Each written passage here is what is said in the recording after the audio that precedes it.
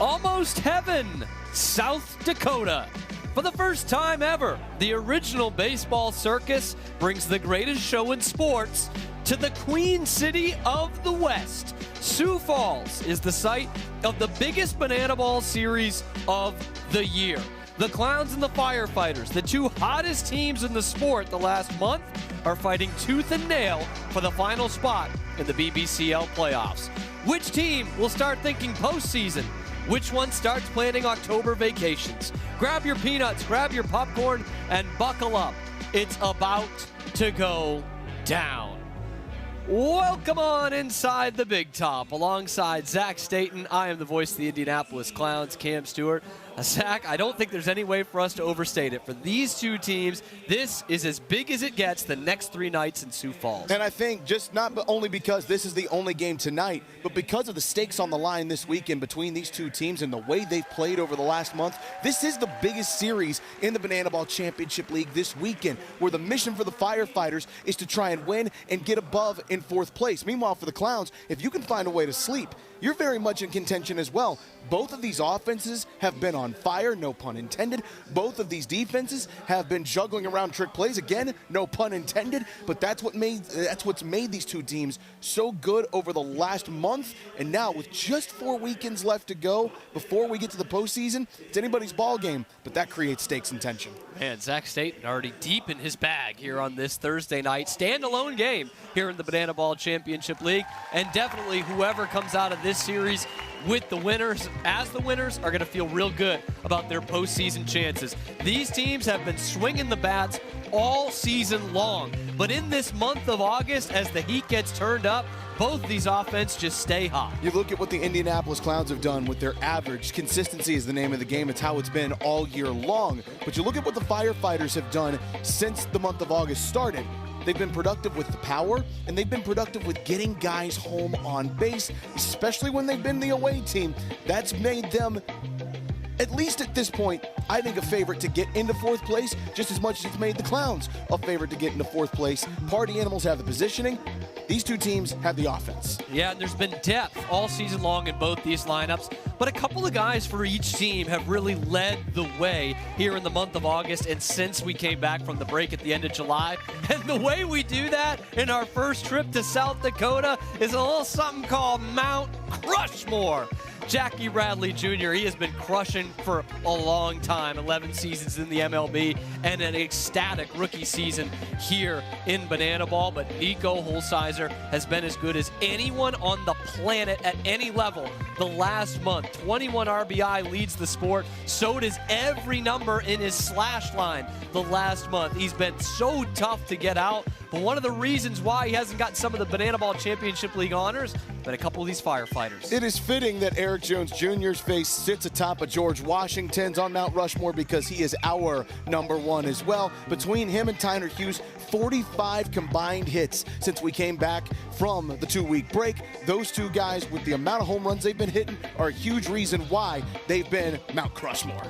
So we have set it up. These two teams need to keep crushing if they want to get into that inaugural Banana Ball Championship League playoffs. This is how it stands right now. But Zach, when we check back after Saturday night, this could be all jumbled up, just like we've seen the last few weeks. If the Firefighters can win tonight, they're half a game back of 4th. If the Clowns win tonight, they're within half a game of overtaking the Firefighters in 5th place. So nobody can really jump in, but boy, they can give themselves the leg up going into tomorrow when all 6 of these teams are in play. Tonight is a massive game to get yourself off on the right foot here in our debut in South Dakota. And both these teams and their fans will be wearing their boots and their Stetsons this weekend. They will be rooting for those Texas tailgaters to take out the Party Animals. But we got to focus on the here and now. South Dakota, uncharted territory for Banana Ball. Let's throw it to our 3rd member of the team, Maddie Warren.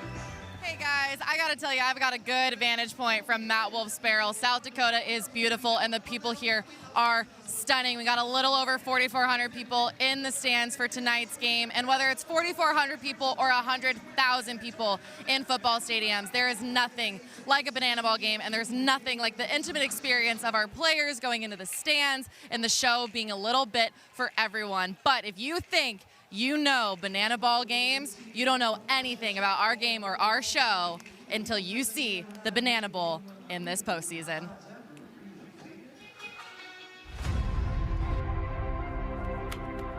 Most people see a ballpark. We see a theater. For us, it's not a game. It's a show. Every at-bat creates suspense. Every trick play is an illusion. Oh my goodness! Every player is a performer, and every fan plays a part. Because great shows aren't built from one big moment. They're built from a lot of little ones. Thousands of strangers become one audience, united by joy. That's always been our dream, to build the greatest show in sports. From small towns to the biggest stadiums in America, we've been reminded that we're all looking for the same thing. A reason to cheer, a reason to smile, a reason to come together. Every show has led us here. One city, one night. Banana Nation comes together for the biggest performance in Banana Ball history. At the nation's capital, the Banana Bowl. Live October 10th on Disney Plus and Disney YouTube. And the countdown is on. Right now, we look out at one of the most intimate settings that we have in Banana Ball, but we are already looking forward to the biggest show Banana Ball has ever put on. It'll be in our nation's capital in just 43 days away, but who's counting? These two teams got some work to do to get there. Let's see what's going on down on the field.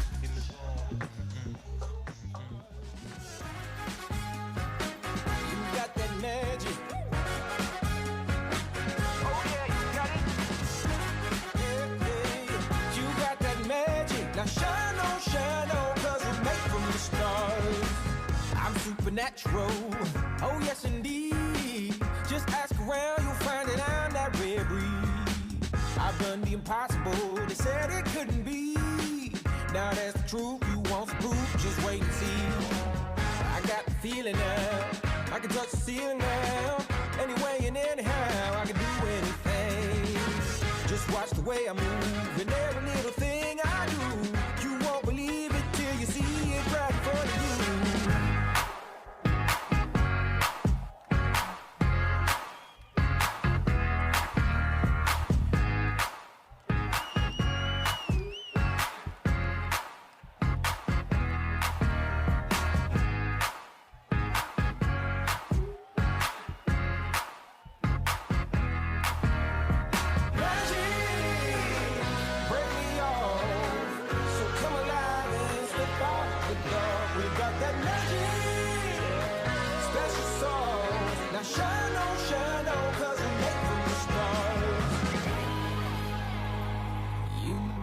That magic.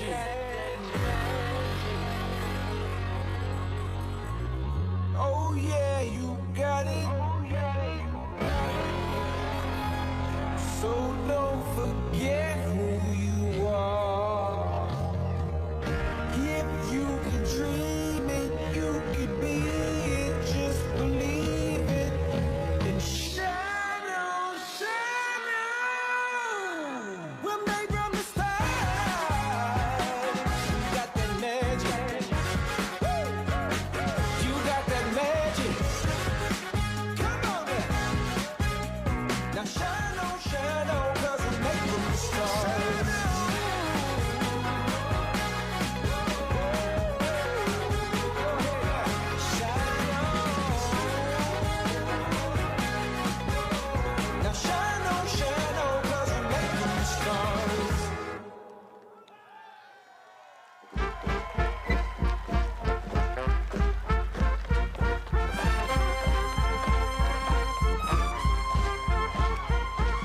What's up, Sioux Falls, South Dakota? Yo, how y'all feeling? Well, we just got one question for you. Do you need something? Are you ready to see the original baseball circus? Do you need a little job? Well, we got plenty of that coming your way because we like to clown around all day. So get ready to clap those hands and stomp those feet because at the end of the day, we all need somebody to lift us up. You, me, them, everybody. Welcome back to Banana Ball's maiden voyage to South Dakota. It's lovely Sioux Falls, the spot tonight. With Zach Staten, I'm Cam Stewart. We are getting ready for the Clowns and the Firefighters and a pivotal series here in the Queen City of the West. It's golden hour, and Zach Staten, it doesn't get much better for Banana Ball weather than this right here. No, this is what we would call fire weather because we are literally and figuratively, well, not literally, we're not setting the state of South Dakota on fire, but you know what we are doing? We are clowning around for the first time ever in South Dakota. It's a perfect night for Banana Ball. You know, I hear all the time, love is beautiful. But when I watch these Clowns play, I just think, man, glove is beautiful. Bobby Leday has led the way in the trick plays. He's with our Matty Warren. Bobby, I've been with you guys a lot over the last couple of weeks, and I don't know if you know this, but since the July break, you are second in the league in trick plays. And I've just been blown away by how you've been playing and how much more confident you look. Big trick plays in the shortstop position. Now, we talked a little bit today about your pregame routine, kind of how you get yourself set. So I want to hear you talk a little bit more about what goes into Bobby Leday's pregame daily routine. My pregame daily routine, for the most part, I kind of wing it, but I definitely want to get my body loose and do some stretches, some strengthening exercises in the necessary spots like the core, the knees, the shoulders, and a little bit of back maybe, and yeah, maybe check on the equipment, make sure everything is good, everything's tightened like on the glove wise, and yeah, making sure everything's where it needs to be. Now, you also spend a lot of time out here when there's grass available. So this field, obviously turf infield, but grass outfield, getting your feet planted a little bit. Besides the trick plays, you had what is one of my favorite run cellies of the season now at this point. You were in the middle of a dance last weekend. Did you know that you hit it that hard? I feel like I could have hit it a little bit better. I'm not gonna lie, but it was cool. You feel me? The ending, you know, it kind of just started vibing out at the end, and everybody was behind me, you know, hyping me up, and yeah, it was great. You know what? It's a vibe in the dances, and it's a vibe at shortstop. Bobby Leday is the guy to watch on the field. Cam, this is your guy right here. My guy, Bobby Leday, what a treat. And he has been the catalyst for the Clowns in terms of this defense. And you see the huge difference before we took that 2-week break in July to afterwards, where the Clowns are at with trick plays. They said they needed to learn banana ball. I think they've learned it. They're almost 4 more per game. They won the equalizer point twice in Denver. It was the first time they had done that even once since the first game of the year. These Clowns are tricky, and they have got the gloves. And they are doing it behind 2 aces in the matchup tonight, Jared Donaldson and Daniel Foster. It's the rookie versus the veteran, one with 319 career strikeouts to lead all banana ball pitchers in its history. Meanwhile, Daniel Foster started his first game in banana ball against the Firefighters in Greenville, South Carolina. He has become one of the most dependable pitchers in that staff, the day one starter. Again, the dichotomy sets up. It's the long-tenured guy versus the one in his first year in the sports. And both these guys great at inducing trick plays. Firefighters are hunting that equalizer point, one of the 11 rules that make banana ball what it is. Jesse Cole, how about you lay it out for us? Banana Ball is the fastest and most entertaining show in sports. And the 11 rules guarantee the most fans-first experience every second. Unbelievable! Welcome to the Banana Ball Championship League! Rule number 1, win the inning, win the point. The team that scores the most runs in an inning wins the point. It's a walk-off winner! To the deepest part of the field! Oh my goodness! With the equalizer point, trick plays provide the away team an opportunity to earn a point going into the final inning. And in the final inning, every run counts as a point. Rule number 2, Banana Ball has a 2-hour time limit, guaranteeing that every game is fast-paced and action-packed. Rule number 3, no stepping out of the batter's box. If you do, it will result in a strike. Max stepped out of the box, and because he stepped out of the box, that's it! Rule number 4, no bunting, because bunting sucks. If you bunt, you'll be thrown out of the game. Rule number 5, batters can steal first base. Ball 3, Gideon taking off for first throw from Leroy in time. Rule number 6, there's no walks. Walks are ball force sprints. The batter can advance as far as they want until every position player touches the ball. Those defenders have touched the banana ball. It is a 4-base sprint to open up the ball game. Rule number 7, no mound visits. Nope. Rule number 8, foul balls caught by a fan count as an out. Oh, they caught it! They did! They did caught it on the third point! We're doing a showdown! Rule number 9, the showdowns. In showdowns, the best of the best face off in the biggest moment. One hitter versus one pitcher with one fielder behind him. And the hitter has to score. Deep to right center! See you later! Rule number 10, the Banana Ball Challenge rule gives the coaches and you, the fans, a chance to impact a call on the field. Rule number 11, the golden batter. Once a game, each team can give any player an at-bat regardless of the lineup. This offers the biggest matchups on the biggest stage. Big on big. Gamer, let's go! Let's go! Let's go! Get out of here, ball! That thing had a family!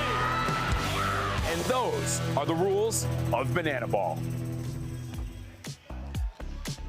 11 of them to be exact. The rules of Banana Ball here in our first foray in South Dakota.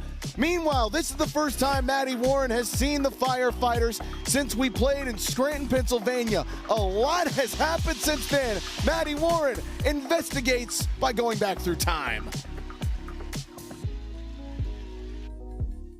It's been 3 months since I was last with the Firefighters, so I just know there's a ton of things that I've missed. So if you're anything like me and you don't know what's happened in the last 3 months, I talked to some of the Firefighters to have them kind of catch me up on some of the things we might have missed. Now, there's no way this is everything that has happened for the Firefighters. There's a reason that these guys are still in postseason contention talks. But here's a little look at some of the big moments that have happened for the Firefighters in the last 3 months. I hit a walk-off home run in the Firefighters' first football stadium game.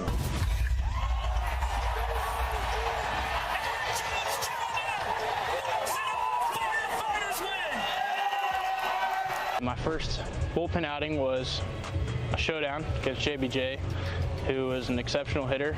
Knew I had to execute some really good pitches and just got the job done for the boys. What an opportunity. Temple shuts the door. Last weekend, I hit my very first Banana Ball home run. First time in 3 years. It's about time.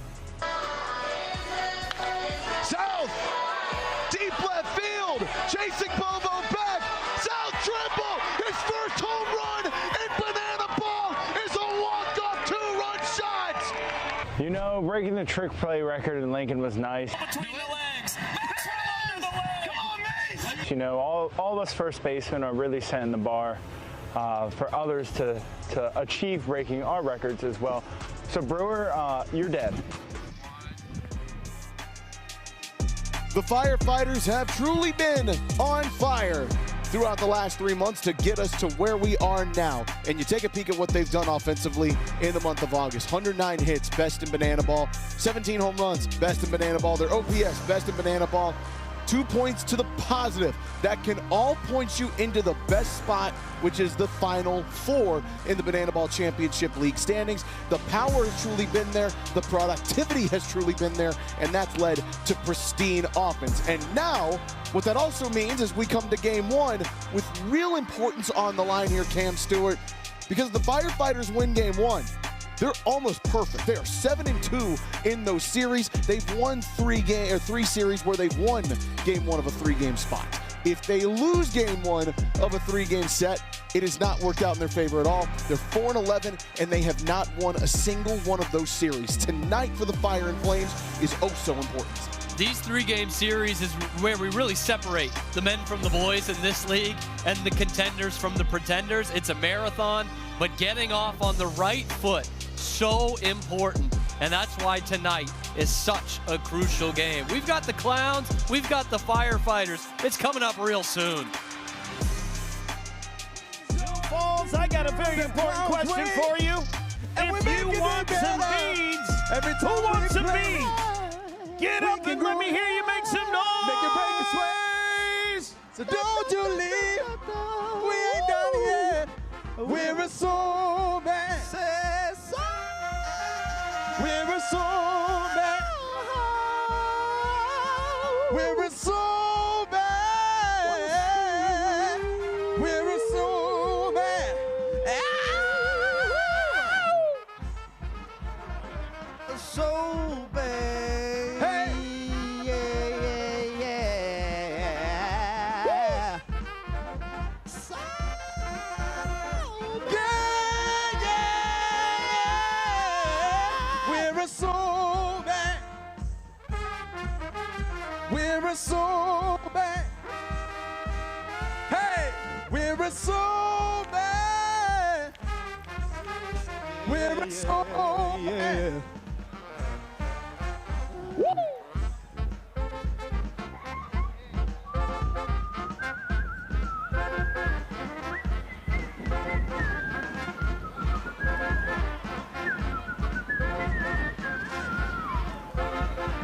Testing 1, 2. Yeah, we're a soul band. We're a soul band. We're a soul band. We're a soul band. Bring it up. 1, 2, 3, here we go. Fans of Sioux Falls, South Dakota, it's time to get this show on the road. Coming in the home plate with the big league funk, brass, and rhythm. Fans of South Dakota, please give a warm welcome to the Barnstorm Brass.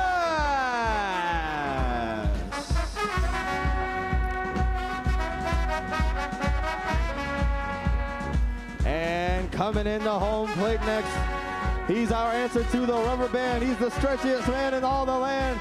Fans, give it up for flexibility coach, Amadou. He's taking the baseball circus to new heights. He's a world champion juggler. Give it up for juggler-in-chief, Spencer.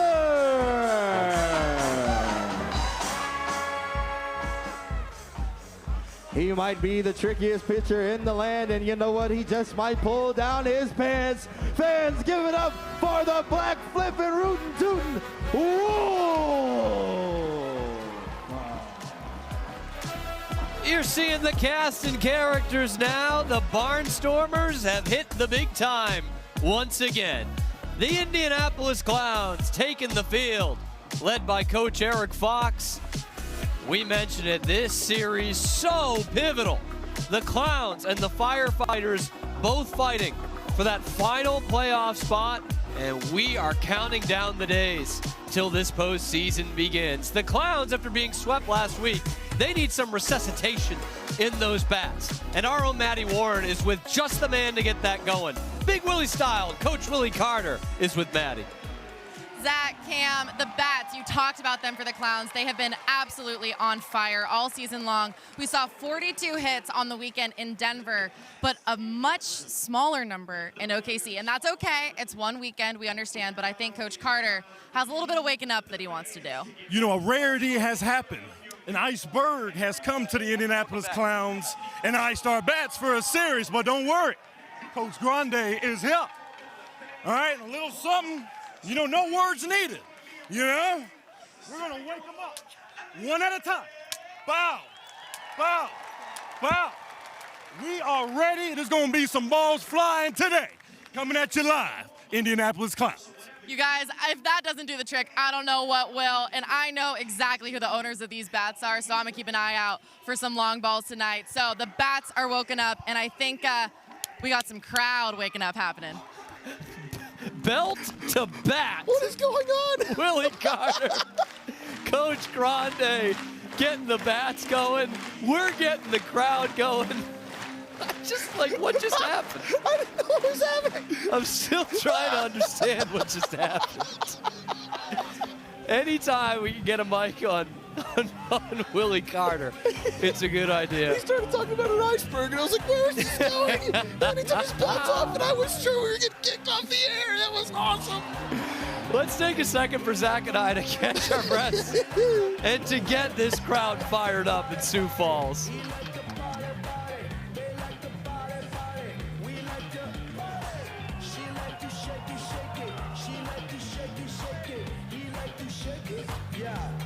Is this Pulp Fiction?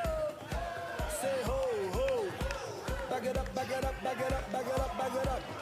Yo, somebody say yeah. Say yeah, yeah. Back it up, back it up, back it up, back it up, back it up. Back it up, back it up, back it up, back it up, back it up, back it up, back it up. Give me room, give me room, give me room, come. I like the moving, yeah. The fans are ready. We are ready. You all watching on YouTube are ready. Only thing we got to do is get ourselves hyped up. Jarius, take it away.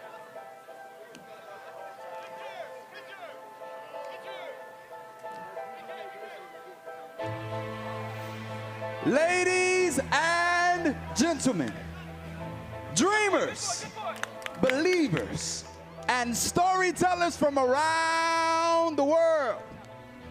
For over 50 years, the Clowns barnstormed this country, city to city, town to town, bus ride to bus ride. They played through rain, and they played through hate. They played through empty crowds and packed houses. This is for every Clown player who wore the jersey. This is for every pioneer and showman. This is for every player who stepped foot on the field. They built this. This is more than just a comeback.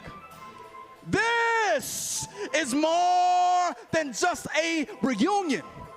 This is history in the making, and tonight, it's your job.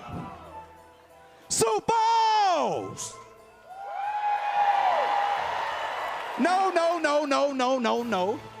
I said Sioux Falls! It is time for you to unite and come together. Because after 37 years in the darkness, the original baseball circus is back, and the show starts now! Step right up, ladies and gentlemen, boys and girls, banana ball fans of all ages. It's time to meet the starting lineup for your world-famous Indianapolis Clowns. Some guys just bring a bat. He brings main character energy. Number 3, Joe Gray Jr. From Fenway Park to Sioux Falls, the champ is here. Number 19, Jackie Bradley Jr. No smoke and mirrors, just banana ball magic. Shortstop number 7, Bobby Leday. How do you make a splash with no water around? Just ask this guy, Dale Francis Jr. No need to set your watch because it's prime time. Number 11, Correll Prime. Best known for sending banana balls on a one-way trip to the bleachers. Number 12, Nico Holsizer. Bringing that California cool to the hot corner. Number 16, Eli Payton. He stares down a 90-mile-per-hour fastball and says, "This is fine." Number 9, Chris Burgers. The only man with more rhythm than Barnstorm Brass. Number 5, Brian Danzero. Snapping up grounders like a gator in the bayou. Number 1, Kirkland Banks. He's the fastest man in banana ball. Malachi Flash the Kid Mitchell. And just when the firefighters thought they had the answers, he changes the questions. Number 34, Daniel Foster. And the ringmasters of the original baseball circus, Eric Foxy Fox, Willie or Won't He Carter, or Tony Big Tone Voiro. And now, fans, we ask you please remain standing and remove your hats and caps as we honor America. Joining us tonight, Mari Klebeck Van Loor. Oh, say, can you see by the dawn's early light what so proudly we hailed at the twilight's last gleaming, whose broad stripes and bright stars through the perilous fight o'er the ramparts we watched were so gallantly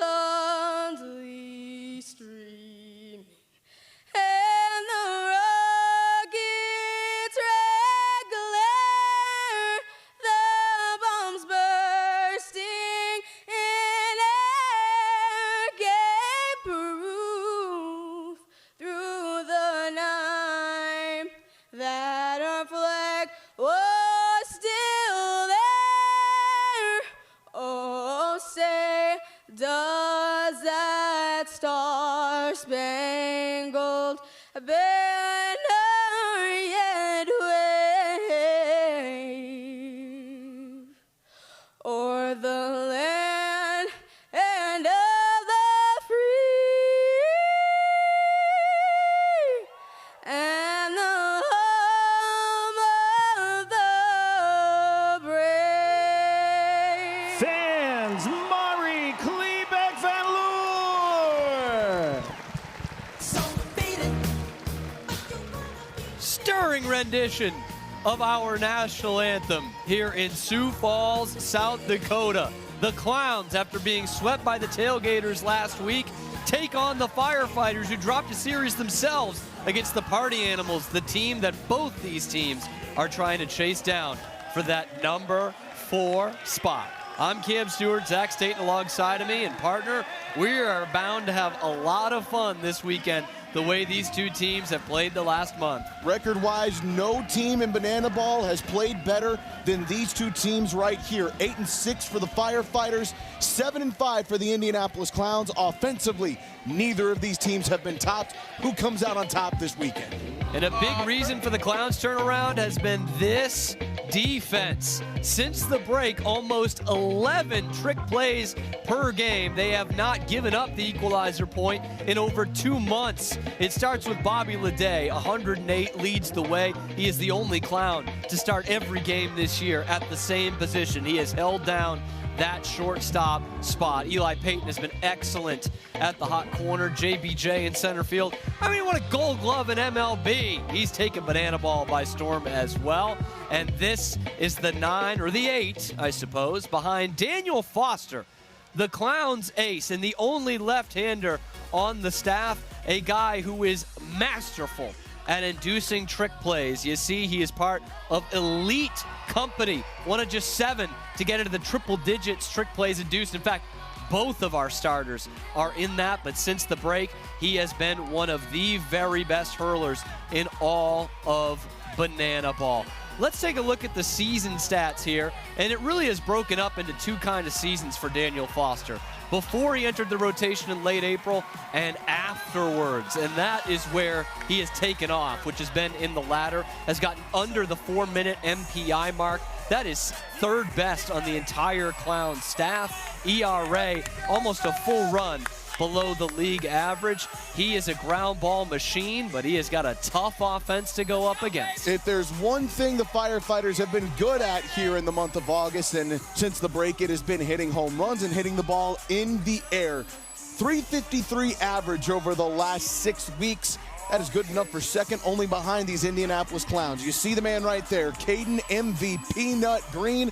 335 average to lead us off. The man to circle is Eric Jones Jr., 329 average, but over the last couple of weeks, he's been well over 400, 23 hits since the break. If he's on fire, this team's on fire. The only thing left to do is to play ball.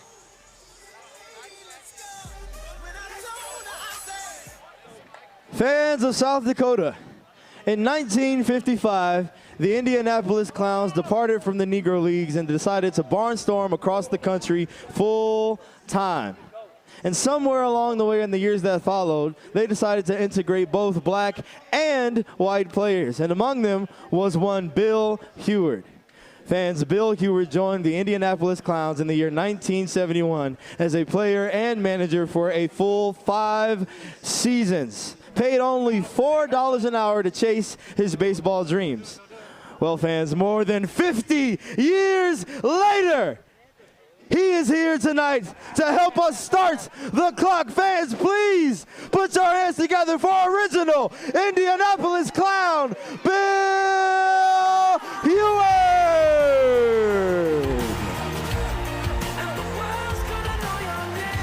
How about this? Sioux City. Sioux Falls. Is this thing on? I played it there. I played it all of them. 54 years ago, I rolled into this fine city in a red and white old school bus. It said Indianapolis Clowns Baseball Club on the side. And here we are today, tonight, doing it again. Are you ready to join me in seeing one heck of a ball game and a show between the Indianapolis Clowns and the Firefighters? On 3, play ball. 1, 2, 3, play ball. Leading it off for the Firefighters. Bill Heward says we can play 2. ball. We can play ball in South Dakota. The first time the yellow ball gets thrown here, and on pitch number 1, Peanut Green takes advantage of one of the 11 rules. A steal of first base on pitch number 1. Well, how about that for Caden Green? Johnny on the spot takes advantage of a mistake. Already, Firefighters' 21st steal of first base this year. That leads the Banana Ball Championship League now by 2, and already Peanut aboard. Bill Heward hadn't even turned the mic off, and the Firefighters are off and running. Man at first for Dalton Cornett, lefty-lefty matchup against Daniel Foster, the Clowns' only southpaw. As Chris Burgess doing the catching, and expect to see a lot of him this weekend. No Joe Lytle in the lineup tonight for the Clowns. This one sliced off foul, chance for the fans for the first time. Goes by the wayside. Tough sun Our main for the man. fans playing defense here early on. Sorry, a fan dropped the ball.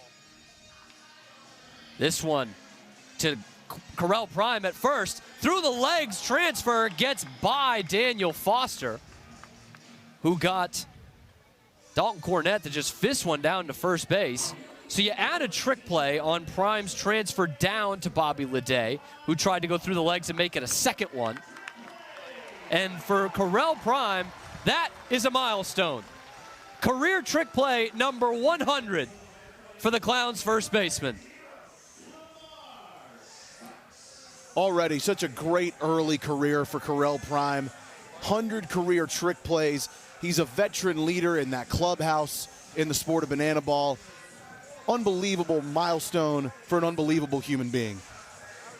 Prime is a guy who's been scorching the last month. That's have really most of the Clowns.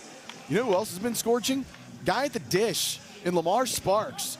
In the month of August, this dude's swinging the stick at an average of 406 with a home run and 13 base knocks. And he loves seeing the Clowns on the other side. Last series against them back in Fargo, 4 for 10, 3 doubles, a couple ribbies. He's hunting some more here in Sioux Falls. This one's gonna one-hop the wall in left. It takes a weird carom. And now coming all the way around is Dalton Cornett for the first run of the game. It is a triple for Lamar. So I want to tell you exactly why that happened. Ball four sprint defense is in. Brian Dansereau's way closer to the infield, so Lamar goes right over the top of him. From the field, then the it takes a weird Firefighters. We've bounce. just You see scored that 1 run. edge, dives back inside, goes all the way almost to right center field, or left center field, excuse me. Lamar's got great wheels. He says, thank you very much. Let me go to third base with the hottest hitter in the sport.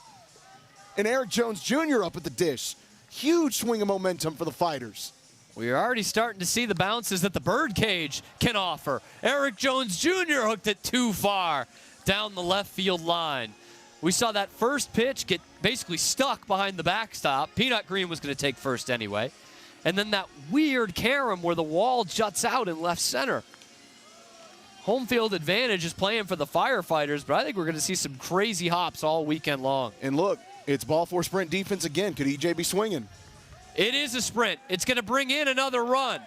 All 8 Clowns have to touch the ball after Chris Burgess does. And so it's an RBI once again for Eric Jones Jr. They don't all have to leave the yard. And it's 2-0 in the inning. That's the 15th RBI just in the last 26 days for Eric Jones Jr. His OBP is going to take a dip up, take a slash up, where his average is already sitting at 455 since August 1st. People tell me 15 RBI in a month is good. Pretty darn. Can you confirm that? Yeah, I'd say so. All right. I'd say what's also good is to see Logan Lacey. Last time the Clowns and Firefighters played against each other, Lacey was making the turn for his 100th career game. That one over the fence, but foul. Zach Phillips and Mason Maxwell trying to will that in the first base box. Logan Lacey had never missed a banana ball game and then rolled his ankle in that first weekend in Fargo. That one goes foul too. He missed his first ever games in his career in this sport. That was a wacky series in Fargo. It ended up being a split. Firefighters took the second one in showdowns after a combined 8 runs, which became 8 points in that 9th inning. Yeah, I still don't entirely know what happened there. This one gets by Burgess. It's going to be a second steal of first base in the inning. And Lacey got a really late jump out of the box, too. Wasn't quite sure, but it rolled so slow. He was like, well, let me just do it. Daniel Foster is already on his 23rd pitch coming up here with Tyner Hughes at the dish. Mason Maxwell is taking over as a designated runner. There you see it just spikes out of the turf. Lacey thought about it for a minute and finally went. The early innings have been somewhat troublesome for Daniel Foster the last few times out. He's found ways to bear down, but already 2 runs in this inning and still only 1 out came on that fielder's choice. This is going to be the second one because that's the infield fly rule. And that was called out by the second base umpire tonight. Correll Prime brings it in, and there are 2 down for Armando Becerra. Donnie's been swinging so well over the last month. Not the way he wanted his first plate appearance to go, but Armando Becerra, you'll notice the extra hitter. He's still kind of dealing with the lingering issues of a big toe injury. Otherwise, you might see him in the field tonight, but he can certainly swing quite well. And with the ball 4 sprints being issued out, if Armando gets one, he might very well test how that foot feels and go for it. And without him out in the outfield tonight, that is one of the elite outfield defenders taken off the board. For the Firefighters, it's turf on the infield, grass in the outfield here at the Birdcage. And now the count runs to 3-1, 1 pitch away from at least 1 more run coming home. Inside corner, strike 2. Armando doesn't have another strike added to the count. That's the safe harbor rule right there. Payoff, swing and a miss, strike 3. Daniel Foster drops the hammer for his first strikeout of the game, but the Firefighters are out on the front foot. 2 runs in the top half. This experienced and deep Clowns offense will need to answer right away or drop the first point in the ball game. But let me tell you something, as you see, strike 3, Armando Becerra doesn't usually get caught with the Ks. That's a great pitch from Daniel Foster to get Armando swinging.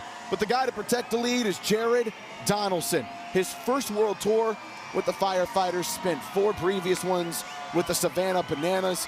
Already talked about it. 400 innings pitched in his Banana Ball career, 319 strikeouts. That is the most ever in Banana Ball Championship League history. This year, the ERA might be a little inflated. Strikeout stuff is still just as good as it ever has been.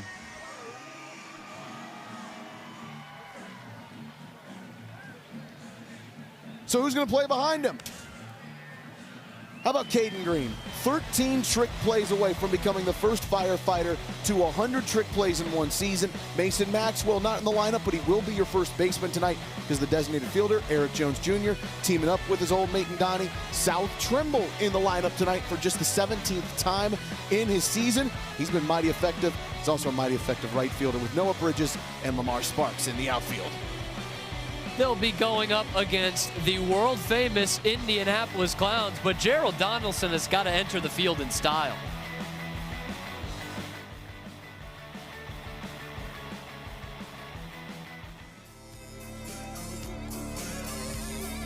Way on down to southern Alabama with the guitars jamming, that's where we're headed. Straight up to Butte in Montana singing, Lord, I was born a rambling man.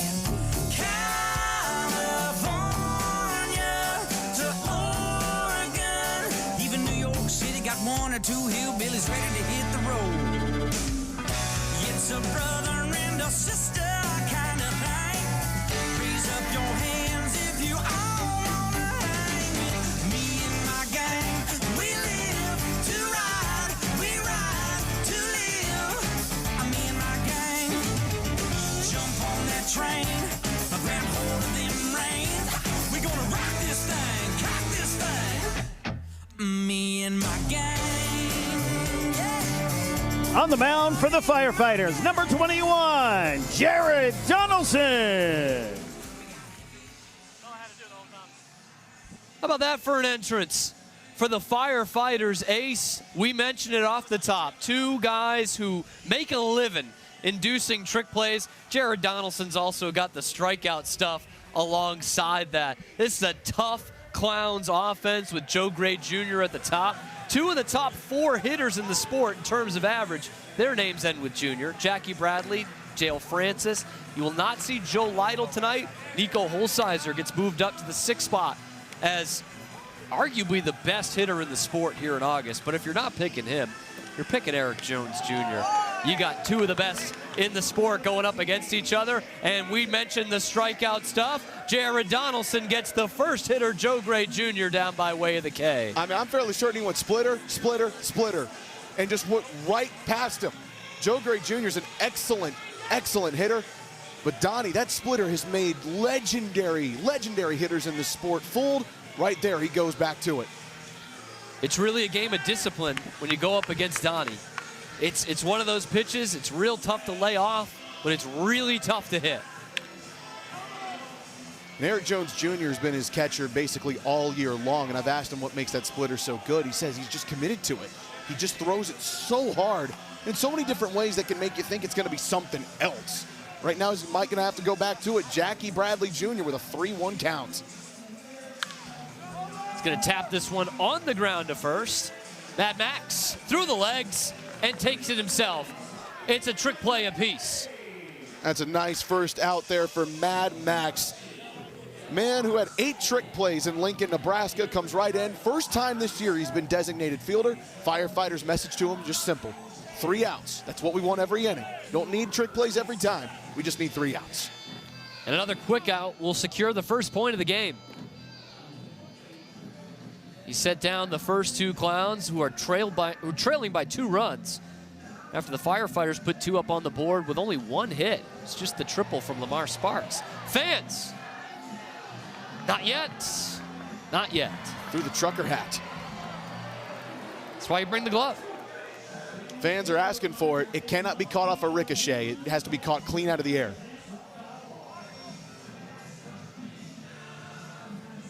And it can be caught by members of the staff up here, so we better keep our eyes out on this swivel. You and Brett Loftus flirted with danger in Spartanburg. Danger was right. That thing was coming in hot from Fisher Polydoros' bat. And if we get one in here tonight, it is coming in very hot. And it will be one of the greatest hit balls in the history of ball. Speaking of balls, ball 4 sprint, Bobby Leday. He's thinking 2. He's going to get in there. 2 base, ball 4 sprint for Bobby Leday. Just his 12th sprint taken of the year. And the inning tying run comes to the plate in the person of Splash Life Dale. Yeah, Logan Lacey, you see it just slips a little bit there. That keeps it slower for the Firefighters, and Bobby Leday already had thoughts for 2. The slip up makes it well worth the chance to go. And this is not the guy you want sending up to the plate, nor is the guy in the on-deck circle in Nico Holsizer or Correll Prime. Peel down to first. They said Dale did go around. Splash Life, the team leader in batting average at 376. That's third in the entire Banana Ball Championship League. Guy who bounced out in the number 2 hole, Jackie Bradley Jr. He's sitting at 375 and fourth on the list. Dale takes one inside. Sprint defense going to be coming up once again for the Firefighters at 3-1. But they're still playing out. They don't want Dale Francis taking advantage of him potentially. Chance for the fans to end the inning again. No sir. They've had 3 really good opportunities so far. South Dakota still getting used to Banana Ball. First trip out here, state number 44 for the sport. On the ground, Green through the legs to Maxwell to end the inning and win the point for the Firefighters. 2 runs in the top half, and it gives them a 1-0 lead after 1. Really big third out there for Jared Donaldson. Play with a little fire. Your defense comes up to extinguish the threat. Caden Green now 12 trick plays away from becoming the first 100 trick play guy in Firefighter season history. As we send it down to Maddie Warren with a travel day I don't ever want to remember. Guys, usually an air mattress is roughing it, but after the travel day back from Montana, the great travel of 2026 from Billings, Montana, this feels like a luxury. And I'm here with BK, a survivor of the travel day. And I want you to walk us through a little bit of the Sunday to Monday process. All right, so we get up early, 5 a.m. bus, get on the plane. We're about 10 minutes in the air, turn back around. So we don't have any fuel to the left engine, so we're like, okay, well, we'd rather go back down than keep going. We land, find out we can't do anything until the air show's over. Air show starts at 11, and it ran until about, I think, 4:30-ish. And so we're there. A couple of us actually left and went to the air show because, like, what else are we going to do? And so we watched that, and then we finally get up and go, and we go to Denver. Some people get to stay in Denver. They got a hotel. They were living nice, The people that didn't stay in Denver, we went to Chicago. We get to Chicago at about 1 in the morning. No point in going into a hotel because we leave at, I think we start boarding at 5-something in the morning. So it's like, what are we going to do? We're the only people in the airport. We're all looking for food. And next thing you know, I walk in the hallway, and all my teammates are just laid out on the floor, all just covered in blankets. I was too late. I was looking for food. And I didn't get a blanket, and it was like negative 30 degrees in this airport. And so I was just like, you know what? I'm going to stay awake. And I'm laying there for like 2 seconds. 4 in the morning, somebody starts banging pans together. And we all wake up and we're like, what is going on? This is not a real day. And finally, it comes around to about 6 o'clock and we're ready to go. Hey, they're ready to go, and they're showing it on the field right now, the Firefighters. Guys, they're looking pretty well rested. Yeah, they are, Maddie Warren. Thank you very much. But I react like that because, man, I don't ever want to remember that travel day. We were 10 minutes into that flight from Billings to Denver, the original one, and we did a Yui in the sky, which is usually not a great sign. No. And from that point forward, the whole day just felt like you were taking a U-turn on what you were supposed to be doing as Darian McDowell, slow roller. Bobby Leday through the legs, and he beat it out. Just in time. What a play by Leday, and what a pick by Correll Prime. Fresh off his 100th trick play of his career, you add 1 to the total for Bobby Leday, and the Clowns were knotted at 2 in that category. Man, a South Dakota sunset ain't as pretty as that. I mean, that's a heck of a stretch from Correll Prime. On live viewing, I thought Darian just got there in the nick of time, but that's what makes Primer so good. He's a billion feet tall, can get one out there, and that brings up now South Trumbull. 17th time he's been in the lineup this year. He has a hit in 10 games. Can he make it 11 tonight? A 1 game after his first career home run in Banana Ball. And he's 2 for 2 off Daniel Foster this year. I got to ask you, Zach, was there ever a thought of like, well, why don't we just stay in Denver or Chicago just for 2 more days? We're going to connect here anyway. I thought there was Sioux a shot we Falls. were just going to drive straight to Sioux Falls. It was like a 9-hour drive. I thought there were a couple guys that did, that just took a Sprinter van and just came straight out here. That's the way it goes. Big cut and a miss from South Trimble. It's the second strikeout for Daniel Foster, and he's set down the first two here in the top of the second. Well, how about this for a response from Daniel Foster? Has a couple steals of first base against him in that first inning, a couple of ball four sprints, a triple against him. And what does he do? Comes back, gets a quick out on a trick play of Darian McDowell, and then a strikeout. And now Noah Bridges, who is the hottest hitter in Banana Ball by looks and also by trade. It's a bold statement, but I love it. Hitting 500 in the last month. Sends this one Eli Payton's way, and when you're hot, you're hot. That one finds a hole. Bridges getting aggressive. He is in there at second base. I told you, he's the hottest hitter in the sport by looks and by trade.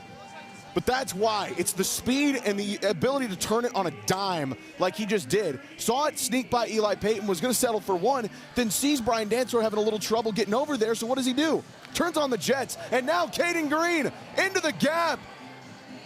Running catch. Nico Holsizer tracks it down. That looked like an RBI double from Peanut Green. Instead, it's out number 3, and the Clowns are any run away from tying up this ball game if they could do it in the bottom of the second inning.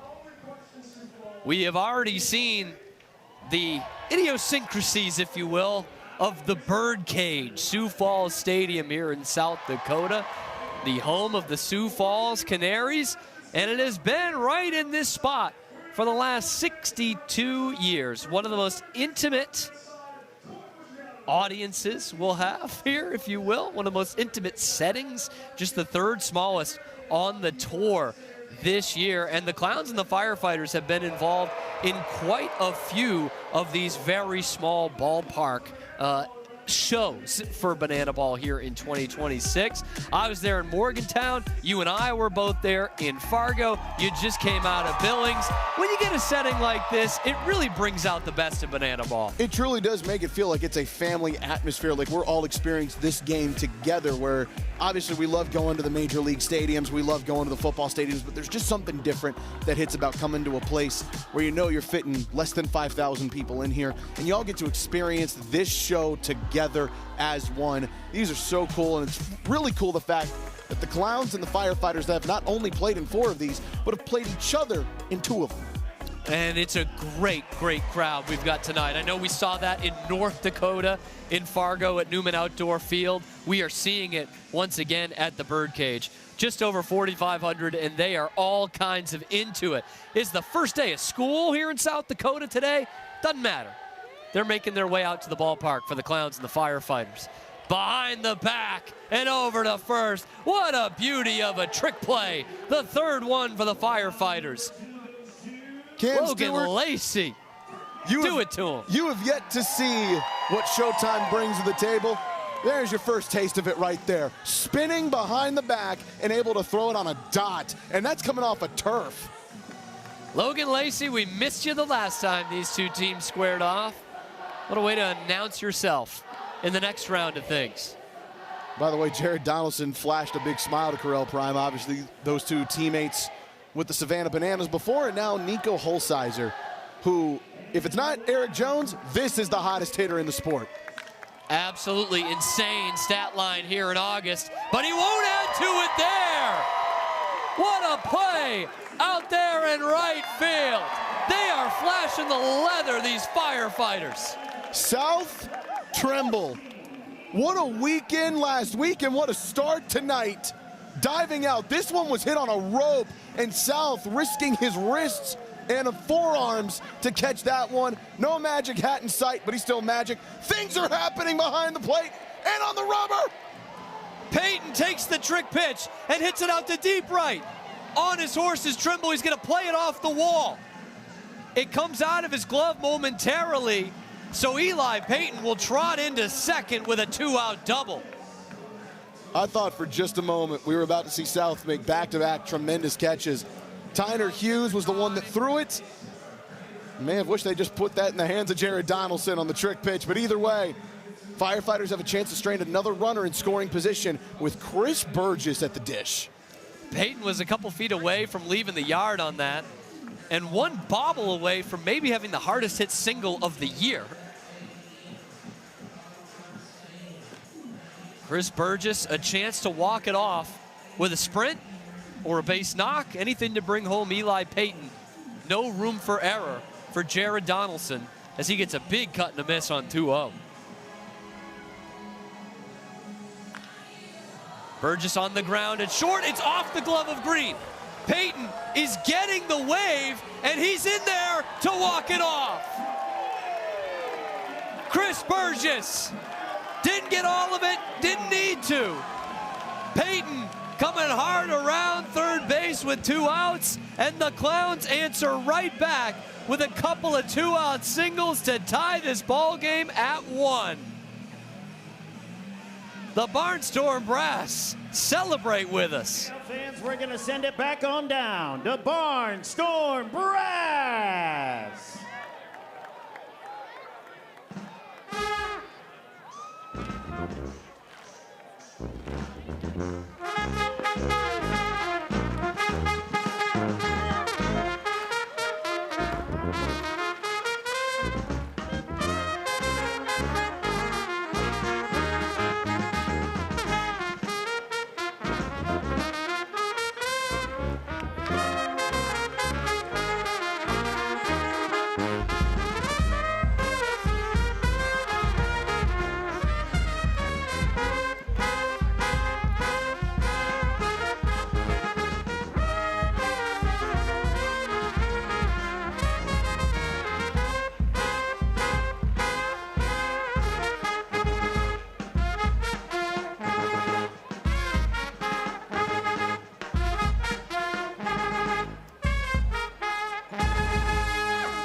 Give it up for the Barnstorm Brass!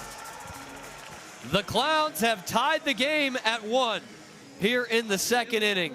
After that Eli Payton double, this is how they got there. Chris Burgess, hot shot, but Peanut Green is there. It's off the glove. It gets away. Look at Eli Payton chugging down the line and comes in with a slide. That is how the Clowns earn the second point total of the game. Daniel Foster had a nice shutdown inning in the second as he worked around a 2-out double to set down the Firefighters without giving up a run. Out to deep right center. Holsizer underneath it, tips to himself to bring it down for another trick play, and he retires Dalton Cornett. Tit for tat on trick play so far, 3 apiece for each team. Dalton Cornett thought he had that one for just a moment, and that's one going back to that last out. That one's going to hurt for Donnie because he felt like he had it. Goes into the glove. Peanut is always a fielder who thinks he can get one like that, especially sliding out, but it would have been such a tough play. It's why it's ruled a single. Lamar Sparks, his first time up, legged out his 3rd triple of the year, brought in the first run for the Firefighters. Man from Katy, Texas, steps in, hitting nearly 320 this year, but he skies this one a mile high. Matt Wolf out there at second base, but it's JBJ who will take it in the old-fashioned way. Had some reinforcements there, but decides to pull it in the easy way for out number 2. Yeah, at the last moment, it looked like he said he lost it for a second and just decides, hey, let's just get the out the old-fashioned way. You're right, though. Wolfie right there. Nico Holsizer in the area. Either way, it's now up to Eric Jones Jr., the best hitter on the Firefighters over the last month, to figure something out here in the 3rd. That was pitch number 50 from Daniel Foster. Eric Jones Jr. on a line and out of the yard. How quickly can you hit it out? Make it 5 home runs for Eric Jones Jr. since we came back from break. Make it 5 home runs in the month of August. This dude is hitting with all cylinders firing. He can chop it up with Armando Becerra. And as he celebrates, he can talk to Matty Warren.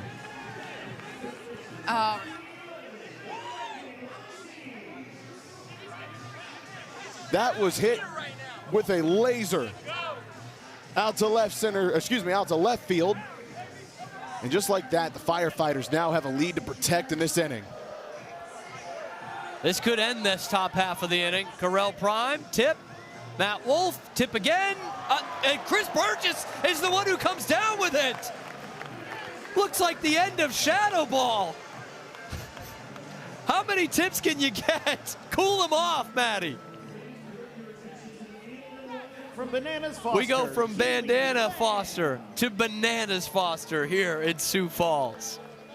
Across the United States, there are over 400,000 children and teens in foster care without a permanent home. To raise awareness and support this community, we created Bananas Foster, the official nonprofit of Banana Ball.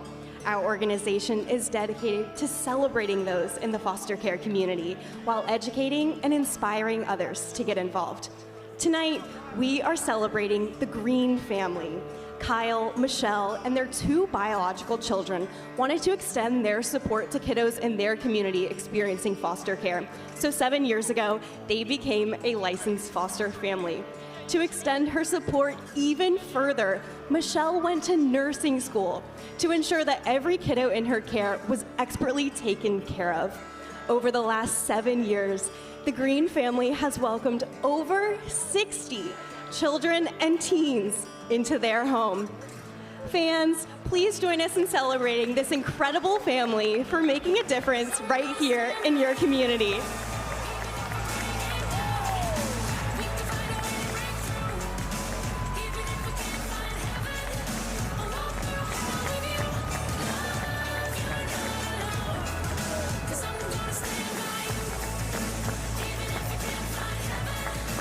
We love the Green family here with Bananas Foster. It's always fans first here. That includes our Banana Ball backstage question. Hey guys, it's Christina Fusco here at Banana Ball Backstage. I'm down in the dugout with my friend Brenna, and it's pretty hot out. So she's got a question that I think might cool us down a little bit, and it's for no other than Daniel Foster. Let's hear it. Daniel Foster, what's your favorite ice cream? What is your favorite ice cream? Because I would like to try it right now. Hi Brenna, this is Daniel Foster. My favorite flavor of ice cream is Moose Tracks. Fans, direct your attention. Great pick by Daniel Foster, man. Not enough people know about Moose Tracks. Thank you, Brenna. Thank you, Christina. What would you say yours is? A Moose Tracks is on the Mount Rushmore. Okay. You like that? Yeah, I like that. Good. Overall, I am a sucker for anything chocolate peanut butter. Yep. But in terms of conventional flavors, if you will, it's mint chocolate chip. See, I'm dreamsicle or cotton candy. Cotton candy ice cream. Cotton candy's really good. Cotton candy ice cream is really good. So is dreamsicle ice cream. You know what else is really good? What's that? Well, number 1, Jared Donaldson on the mound. Yeah, sure. He's been really good. One thing that goes off of the glove, not going to harm him. The other thing that's really good is the fact that we get to talk to my friend from Virginia Beach in just a minute. South Trimble, hold on a moment.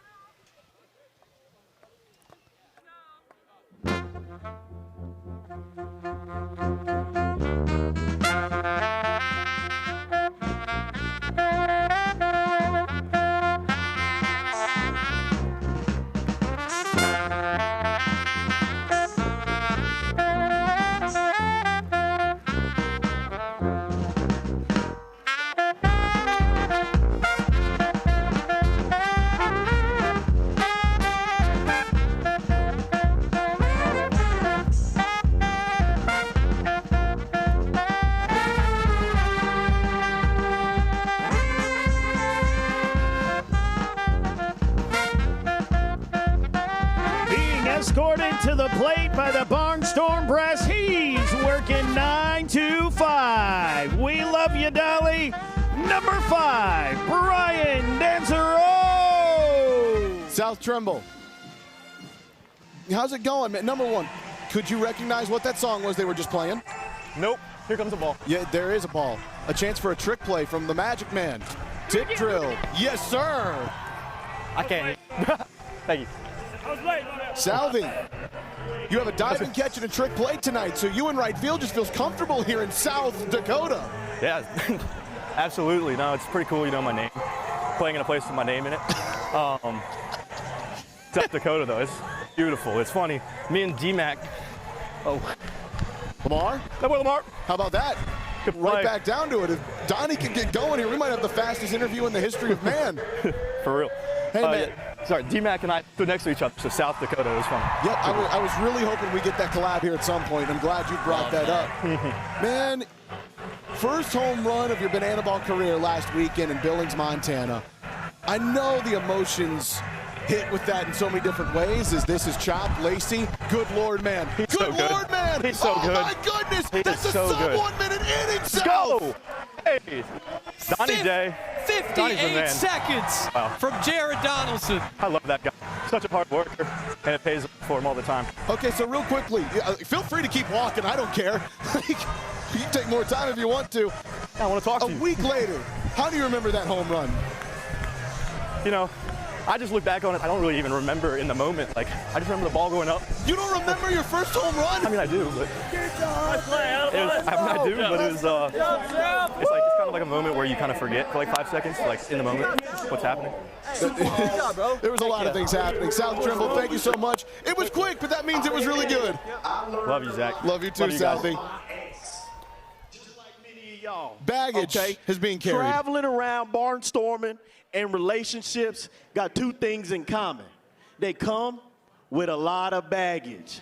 So I decided I'd come up with this race called the baggage carry. I got two couples, and they're going to carry their baggage all the way around these bases, and whoever crosses this finish line first has the least amount of baggage. Is y'all ready?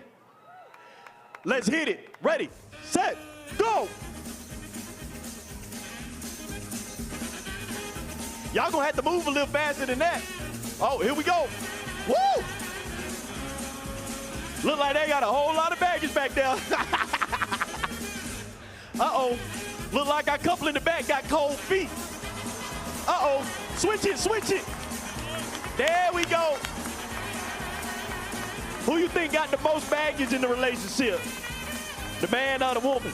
Uh-oh. Switch it again. Piggyback. Oh, keep your chin up. Keep your chin up. Pick your knees up. Pick your knees up.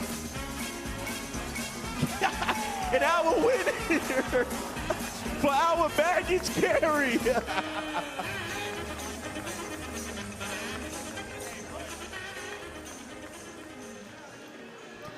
Blink and you missed it in the bottom half of the third. Jared Donaldson goes 59 seconds officially in the sub 1 minute inning. Thank you to Blake O'Hare for getting us teed up on that one with the timer. And with that, the Firefighters take their second point of the game and lead it 2-1. And by the way, that is the third fastest inning, not just of the Firefighter season, that is the third fastest Firefighter inning in the history of ever. Ben Dumb had a 50-second inning, then a 58-second inning. So congratulations, Jared Donaldson. You have broken Ben Dumb's stranglehold on the sub 1 minute innings. Rope down the line, foul from Tyner Hughes. And it ends up becoming that Eric Jones Jr. home run with 2 outs in the top half of the third. That is the difference to win that point. And they got a couple of trick plays out of it, too, to take a 5-4 lead. Don't want to harp too much on it while there's still a lot of game to be played, but that equalizer point looms large. Remember, a new rule in Banana Ball this year is Tiny down the line, and that'll be fair. I think he's going to get extra bases with this. He will get extra bases. How about a double? It is yet another, the 4th extra base hit so far for the Firefighters, and it's a leadoff double from Tyner Hughes, who was in the hole 0-2. The offense has just not slowed down at all with Armando Becerra coming up. But to land the plane from earlier, that equalizer point, if the visiting team has more trick plays than the home team going into the final inning, they get an extra point added to their score. Glad we didn't have to U-turn that plane.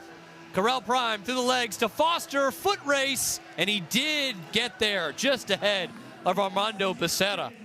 Hughes moves to third, but add a trick play and put the first out of the inning on the board. That's 3 now tonight for Correll Prime. Armando can move. That was not an easy play for either of those guys to make, but I think he'll take that AB too, knowing that he got the runner just 90 feet away from home. Well, Prime saw the trick play record by a first baseman set by his opposite number back in Bowie. That was Jordan Brewer of the Coconuts who did that, and of course broke the record of his opposite number tonight. Mason Maxwell. Correct. Set back in Lincoln. The first base position in this sport is being revolutionized by so many different names, from veterans like Correll Prime to new guys at the position in Mason Maxwell, to new guys in the sport in Jordan Brewer, who was a visitor last year, played just 5 games of Banana Ball before coming in this year. He's making that completely his position. On top of a guy like Alex Ziegler, by the way, for the Bananas. Infield in on premium here with just one out and a runner on third. He hit a solo homer last weekend. Wow, Matt Wolf just saved a run. That one a little tall for Daniel Foster, if you can believe it. He was right there to back him up and get that ball back to him. Wolf always ready from his infield positions, whether it's second or third. The designated fielder tonight. Premium still battling at 1-2. Not to sound like a broken record or anything, but Premium still battling at 1-2. Fouled the last two to the backstop.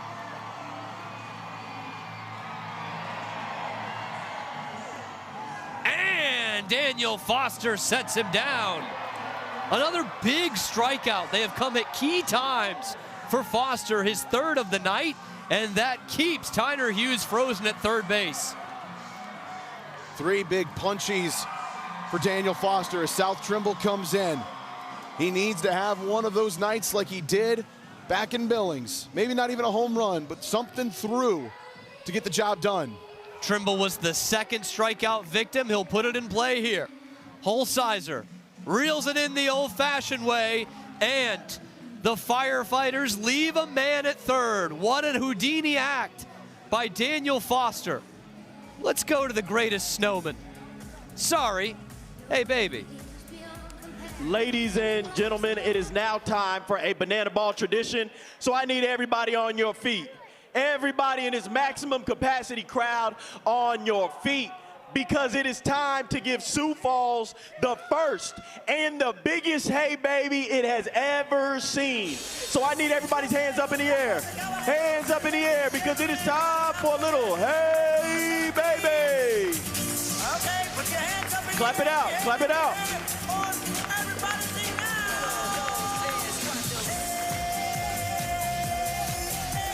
Let me hear you. Who? There we go.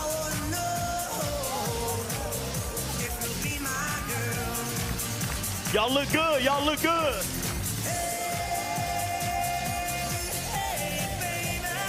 Who?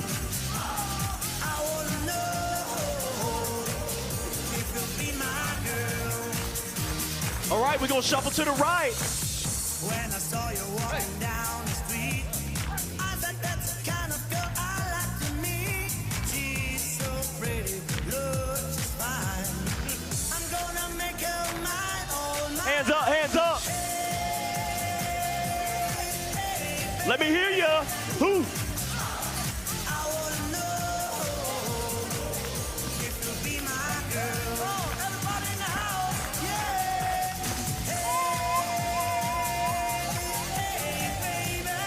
Who?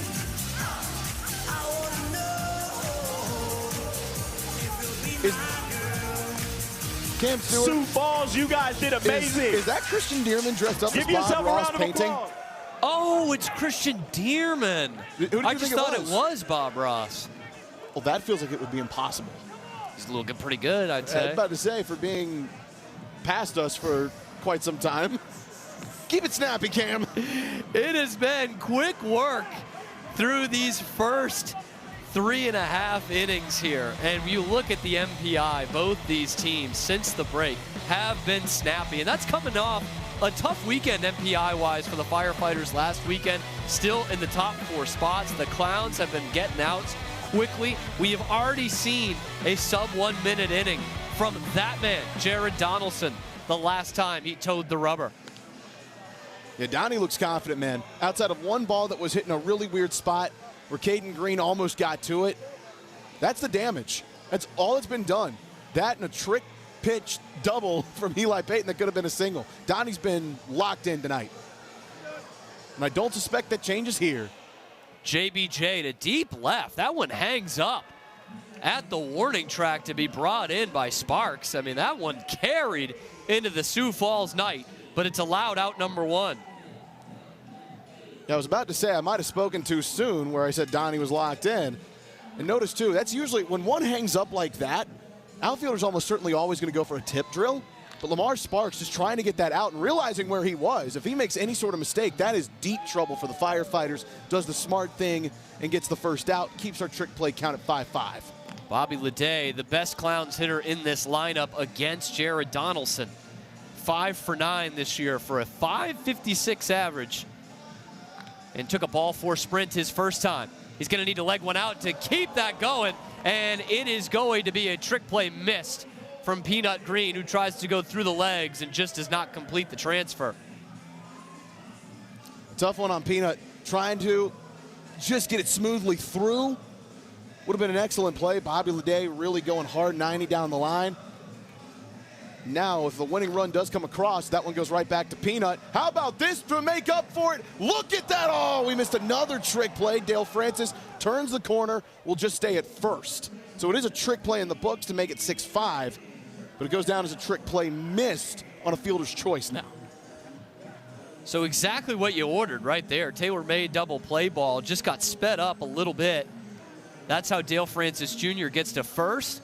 Correll Prime, one of the hottest hitters in the league the last month. He's brought that average up close to 300. Flash the Kid Mitchell, the original designated runner, is in to run, and he's smiling off that one. That was a pretty good pickoff move from Donaldson. That was just a hair too late. He looks incredible in that Hamilton jacket, man. That is beautiful, isn't it? Oh, Trey Hudson. That one's going to leave a mark. It's like right off the inside of that left leg, maybe in the ankle area. Walk it off, Trey. He did a little soldier boy trying to walk that one off. That's a tremendous take from Correll Prime on an 0-2 count. He is locked in. He's writing about it on Substack, and he's showing it at the plate. Off the rubber, but still enough time for Tyner Hughes to get it over to first, and a shutdown inning for Jared Donaldson. Zeros across the board in the fourth. I promised it to you last time. I'm going to promise it to you this time. The greatest snowman. And now, fans, direct your attention down the first base line. Jarius, why do you have a giant blue tarp on the field? Well, I will tell you why. Fans, I know we're in August, but look, in Clown Town, we're ready for snow. And, you know, I found some people to help get us in snow spirit. Come on now, snowman. Oh, yeah, look at them. Come on out. Do a little run. Come on, run to me. And turn around and look at all the fans. Come on. All right, all right. We're going to play some songs, and they are going to get us in snow spirit. First up, we have Jason. All right, Jason, you ready? You betcha. All right, DJ, give it to me. The weather outside is frightful, but the fire is so delightful. And since we've no place to go, let it snow, let it snow, let it snow. Let it snow. All right, next up, we got Mr. Richard. You ready? Yes, sir. All right, let's get it. Sleigh bells ring, are you listening? In the lane, snow is glistening, a beautiful sight. We're happy tonight, walking in a winter wonderland. All right. All right, and last but not least, we got Mr. Matt. Are you ready? Yeah. All right, come on, DJ. Don't let them in, don't let them see. Be the good girl you always have to be. Conceal, don't feel, don't let them know. Well, now they know. Let it go, let it go. I don't hold it back anymore. Let it go, let it go. Turn away and slam the door. I don't care what they're going to say. Let the storm rage on. The cold never bothered me anyway. All right, now it is time for you, the fans, to decide who is the greatest snowman. Is it Mr. Jason? Is it Mr. Richard? Or is it Mr. Matt? All right, give it up for Mr. Just a couple of guys covered in cream. The greatest snowman here in South Dakota. They certainly see a lot of it here in Sioux Falls, and we're just gonna put a little sky right there. You know what? If you make an accident, it's just a happy accident right here, or as Mr. Electric would say. And if you tell anyone that we put that shrub there, I will find you. I got to think of a Christian Dearman impression now. Zach, I got to tell you. If I put a shrub right here, I think it'd be pretty electric. I would have to agree, Christian Ross. The 1-2, pull the string on Noah Bridges. The 4th strikeout for Daniel Foster. And Foster's really feeling himself on the mound. Excuse me?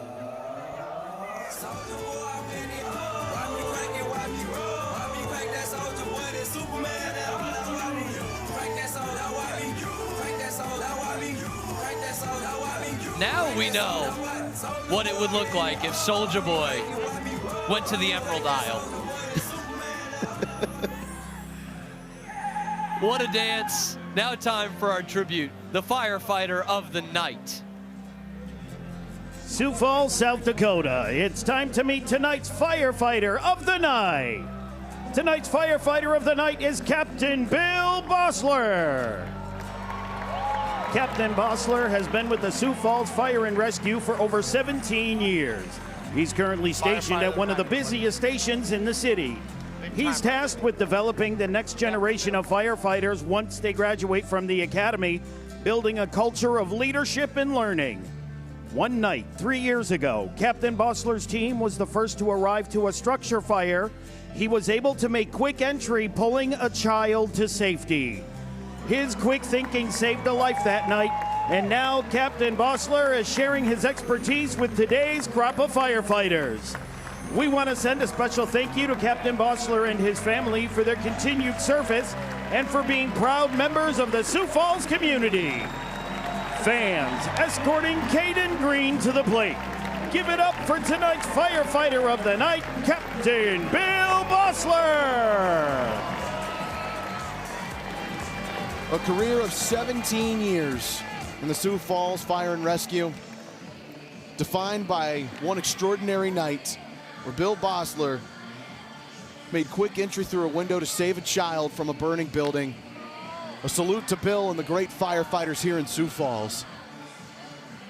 This one down in the corner, and I'm going to be honest with you guys, that is out of our view entirely. But Eli Payton brings it in for out number 2. This is truly one of those, well, if you say so moments. Yeah. John Crosser right there, third base umpire, along with our left field umpire, Jacoby Anderson. They both say out, so all right, fine. And it's so special when we get to pay tribute. Obviously, Bananas Foster every game. We see it with the old Indianapolis Clowns coming back. JBJ, that one's going to get past both JBJ and Nico Holsizer. Dalton Cornett on his horse and slides into third.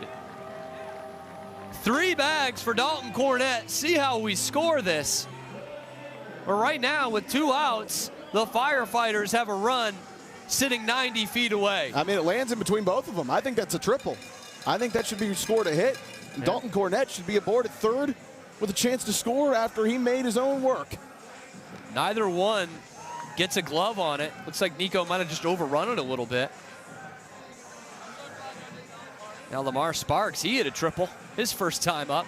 Out of the glove of Burgess, but he keeps it right there. To land the plane if I can. I love when we have the firefighters games and we see the firefighters of the night. It's special for me, my brother and my brother-in-law, both firefighters in Massachusetts.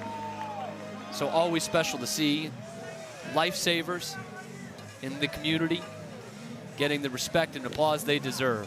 3-0 is in there for a strike. I mean, this is a man who helped save a life and gave a child the opportunity to live a life of his own. Through the hole and into left. Base hit for Lamar Sparks, and another run home for the firefighters. And I feel a celebration coming on. Oh, you're about to not just get Baselli. You're about to get story time, Cam Stewart. Feast your eyes and your ears upon the wonderful words of Zach Phillips. Gather around, class, as I wrap a little bit of green eggs and I am Sam, Sam I am. I do not like that, Sam I am. I do not like green eggs and ham. I do not like that, Sam I am. I do not like that, Sam I am. Do you like green eggs and ham?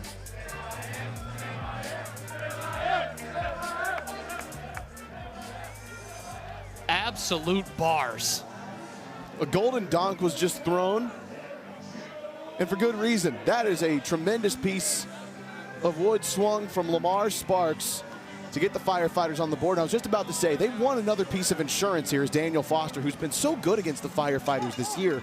Let's have a little frustration. Do you remember the first book you ever read? I think it was Green Eggs and Ham. Mine was Green Eggs and Ham. I think it was. That's how I learned how to read. My mother at home in Salem, Virginia, Sarah State, will almost certainly know it. I think it was Green Eggs and Ham. It's a tight, 50-word vocabulary. Yeah, a lot of I ams in that. Fans have a chance to end the inning. They don't this time. Story goes, Dr. Seuss, Theodore Geisel, was challenged to have a whole book where he only used 50 different words, and that's exactly what he did. It's Green Eggs and Ham. This will end the inning. Nico underneath it and takes it in. One run across for the Firefighters, who already lead this game 2-1. The Clowns offense has some work to do once again. And we are just getting started in a full weekend of the Banana Ball Championship League. Nuts! Nuts coming at you on a Thursday night. We have got action all weekend long. Of course, we will be here tomorrow night and Saturday as well, 8 Eastern time on the Clowns YouTube channel. Party Animals and Tailgaters, that's one we got circled. These two teams squaring off tonight in Sioux Falls. We'll certainly have a rooting interest in that one with the Party Animals ahead of them. That's coming from Sugar Land, Texas. And the big, big event, the Bananas and the Coconuts from Gillette Stadium, home of the 6-time Super Bowl champion New England Patriots in lovely Foxborough, Massachusetts. I was about to say, you've got some love for that area, don't you? A little bit. Mr. Boston, yourself over here. Little bit. Huge piece of history for the Loco Beach Coconuts. That is their first ever football stadium game, and it comes in the home of Cam Stewart's. 3 games across 3 different areas, regions, whatever you want to call them. Banana Ball flying high at the end of August. Let's see what Jairus and Brandon got going on. Give me your attention, baby. I gotta tell you a little something about yourself. You're wonderful, flawless, ooh, you're a sexy lady. But you walk around here like you wanna be someone else. Oh, I know that you don't know it, but you're fine, so fine, fine, so fine. Oh, and girl, I'm gonna show you when you're mine, oh mine. Come on, treasure. That is what you are. Honey, you're my golden star. I bet you can make my wish come true if you let me treasure you. If you let me treasure, oh, oh, oh. Yeah! You are my treasure. Yes, you are. You are my treasure. Yeah. You are my treasure. Come on. You are my treasure. Yes, you are. You are my treasure. Yeah. Oh, oh, oh. Treasure. That is what you are. Honey, you're my golden star. I bet you can make my wish come true. Come on! If you let me treasure you. Oh! If you let me treasure. Oh, oh, oh. Fans, give it up for Brandon Jairus and the Indianapolis Clowns.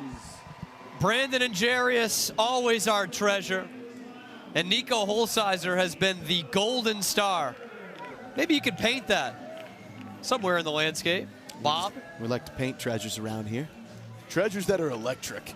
Oh! Nico right to us! Oh! Justin! No! Justin Schwab, our great social media extraordinaire, had it in his hand and dropped it. Justin, no! Justin can't believe it. That was coming straight for us. And by the way, it ends up dropping onto the concourse. Some kid who can't be more than 5 or 6 is waiting for a pretzel or something. He just walks up and grabs it on the ground. Get a souvenir. Oh, Justin was in position, man. I don't know that I would have been ready for it. I had a pencil in my hand. I would have just stabbed it. Oh, man. Oh, my goodness. Justin had a hand on it. Nico Holsizer working on an 18-game hitting streak for the Clowns is battling. I'm so sorry to those who I might have just busted the eardrums of or gave a heart attack to, but I thought we were getting one. I forgive you. Thank you. Nico to the fans. Holds up a long time, and nobody can bring it in.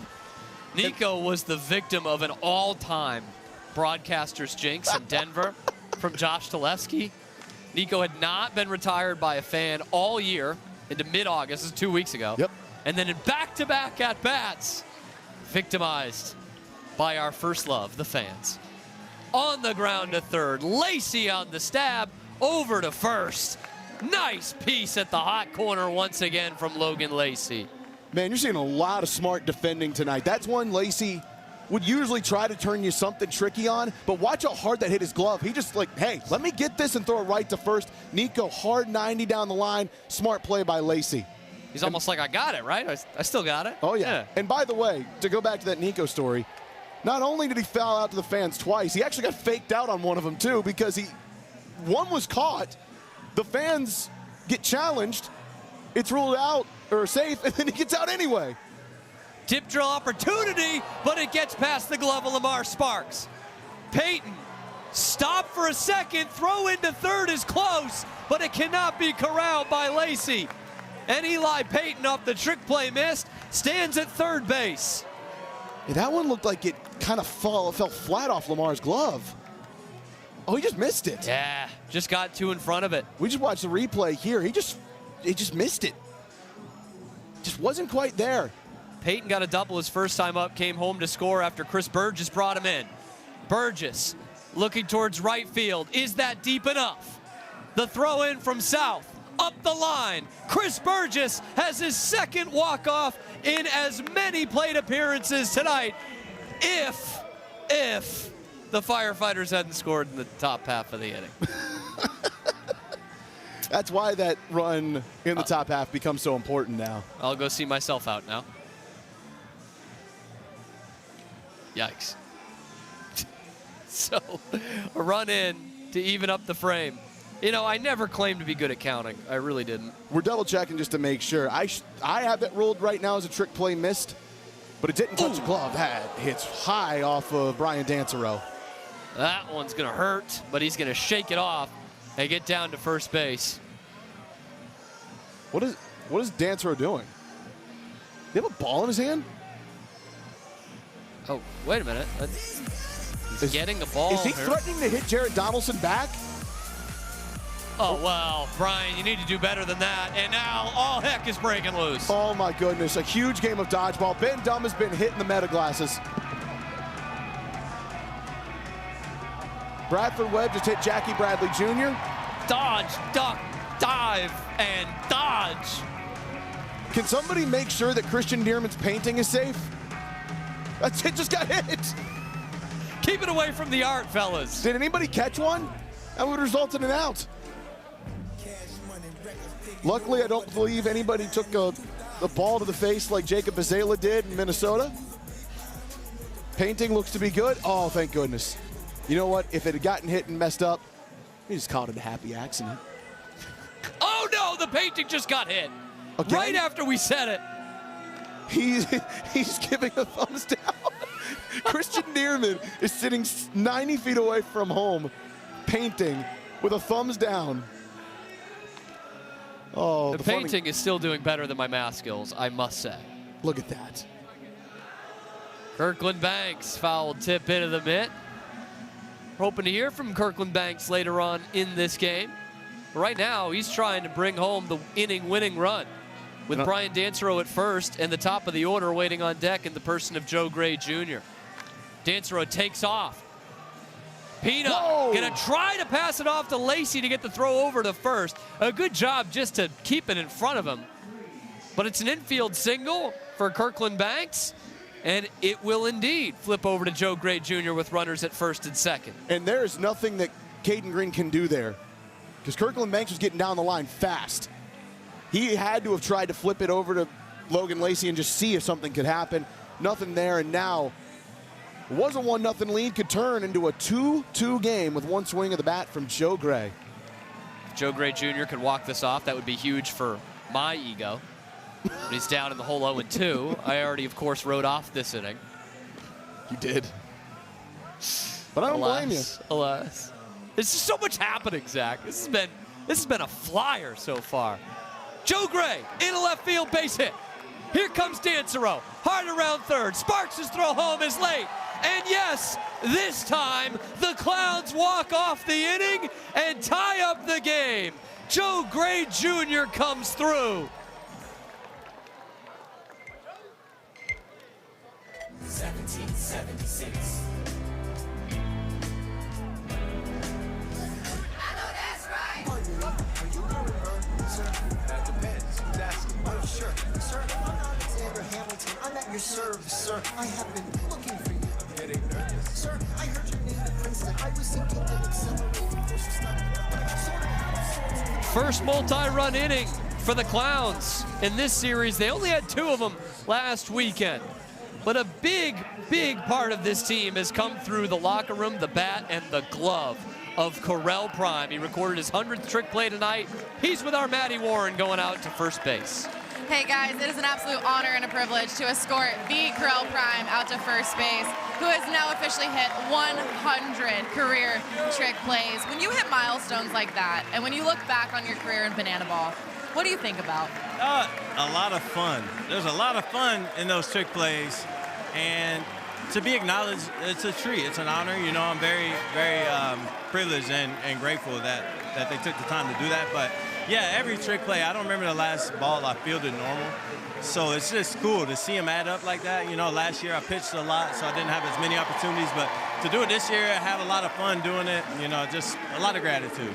Hey, it's the guy that everybody looks to for examples, and he does it nice and smooth. And over half of those have come this year with the Indianapolis Clowns. Zach, Cam, it's always a treat with this guy. Always love hearing from Primetime. Thank you very much, Maddie and Correll. He's one of the guys that everybody looks to in that Clowns locker room. One of the big spark plugs in that Clowns locker room is our second baseman, Kirkland Banks. And KB is wearing a mic tonight. KB, man, how you feeling? We doing? How we doing?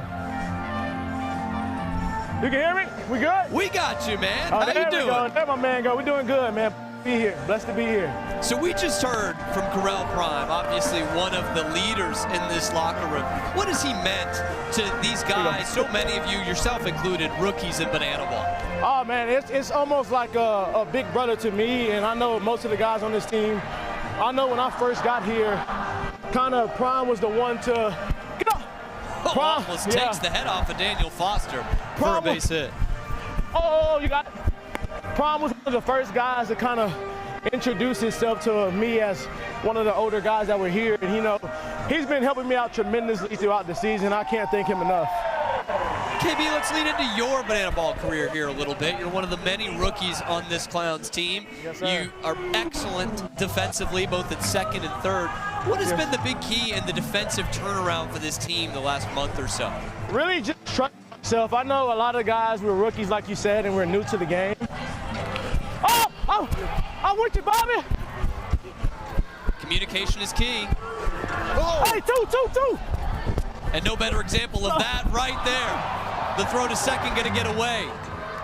And up to third goes Logan Lacey.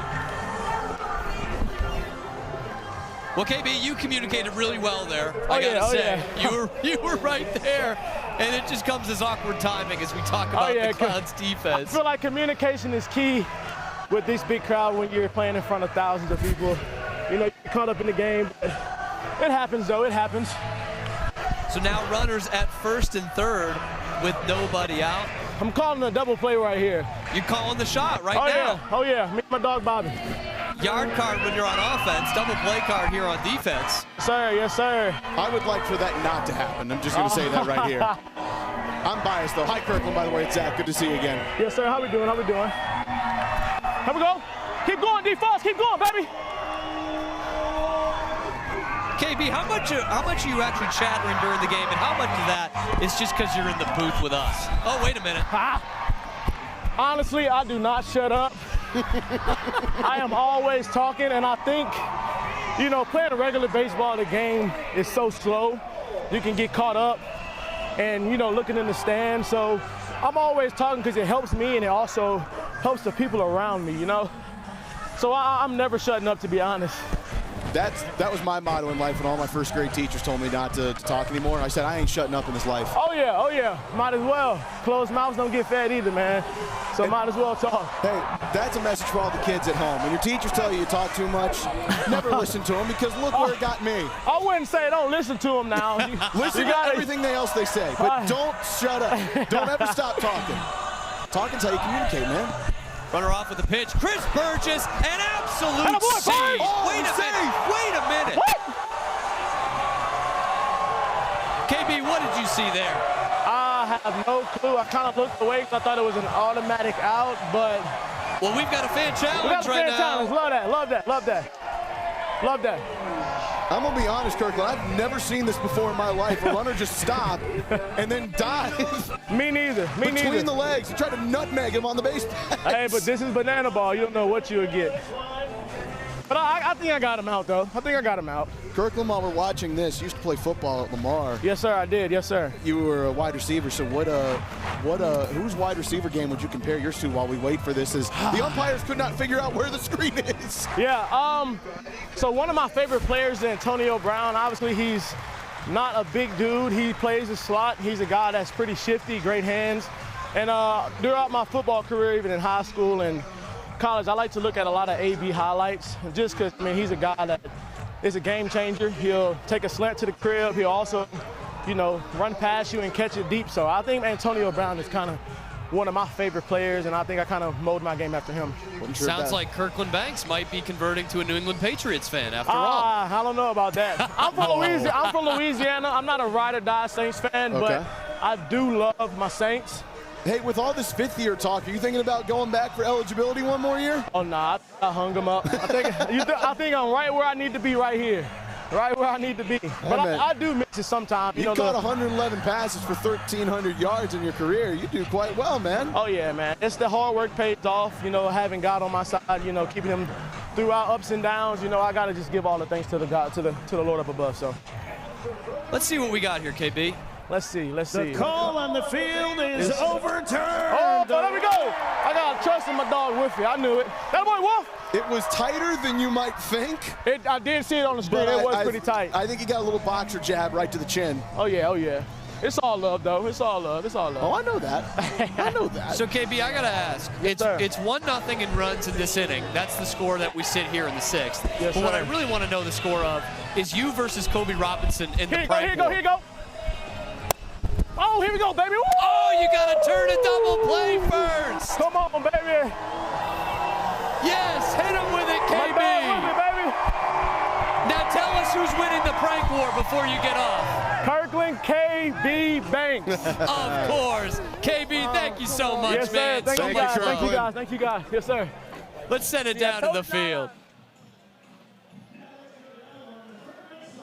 Brandon, what is going on down there?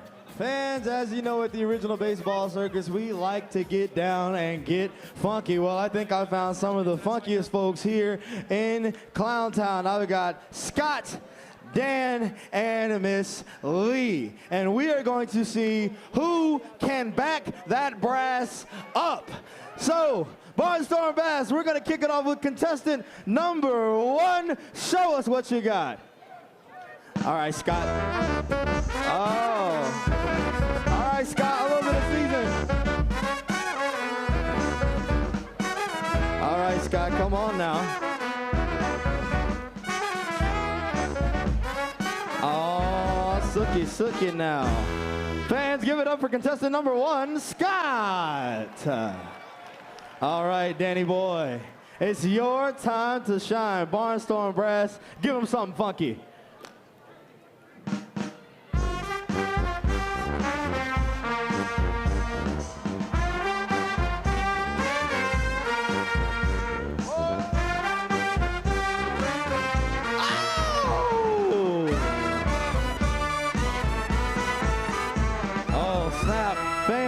up for contestant number 2, Dan.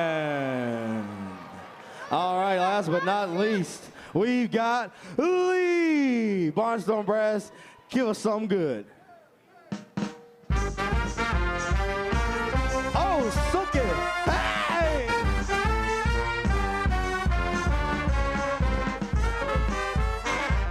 Jungle Boogie. Hey! Jungle Boogie. Woo! We didn't know Lee was coming with all that, y'all. All right, let me get my contestants back out here. It's time for you, the fans, to decide who did the best at backing that brass up. Was it Scott?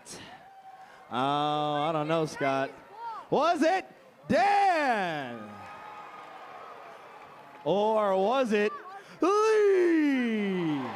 Fans, give it up for your back that brass up winner, Lee. A blood moon here in Sioux Falls, South Dakota. Wow. Beautiful setting. Lightning-paced game so far. We will be able to see the Northern Lights later tonight. Will we really? Yeah. I didn't know that. Vinny Santarciero keyed me in on that pregame. I thought you were nicknaming him the Northern Lights. I mean, he's the closest to them. Correct. Of any one of these two teams. He's the most likely to touch them. Him and Prime by far. Sitting at 6'7", Vinny. It's a rocket down the right field line for JBJ. Takes a hard turnaround first, but that is where he will stay. Wow. Jackie Bradley Jr. his first hit today. That's how the Clowns lead off the bottom of the 6th, trailing by a run. I mean, he absolutely nailed that. He doesn't get to second base. It tells you how quickly that South Trimble got over there in right field. But now the Firefighters have scored in 4 of the first 6 innings, but only have 2 points to show for it. They would love to get a double play here, just like Kirkland Banks predicted for the Clowns. Bobby Leday is no easy out. Leday's been on twice tonight without the benefit of a hit. Got on with a sprint and a trick play missed by his opposite number at shortstop, Caden Peanut Green. That one clips inside for strike 2. Yeah, the worst news for the Firefighters. Clowns have only grounded into 25 double plays this year, and this is not a double play. It's falling fast, and it's going to fall in. Perfectly placed by Bobby Leday. He's on for the 3rd time tonight. Yeah, Jared Donaldson just put his both hands on his head, wondering what's got to give. A trick play missed is the difference in the last inning where the Firefighters could be leading. Instead, now it's 2-2, and now a runner in scoring position in a game or an inning where they lead, and a crucial 3rd points on the line. And we have seen a couple of shots tonight by both starting pitchers with their hands on their head, just not knowing how these balls are falling in there. That one is going to be a worm eater into left for Dale Francis Jr. To all your Nirvana fans, the Clowns move up station to station and load the bases for Correll Prime. And there is no wiggle room left at all. Bases loaded. Jared Donaldson's going to need something massive. Clowns have just 1 grand slam in their history. It was Eli Payton in Bowie. They only need 2 right here. Not all 4. Prime to right. This is the fans' turn. No, it isn't. Not even close. That security guard outside might have had a shot at it, but we don't have any proof.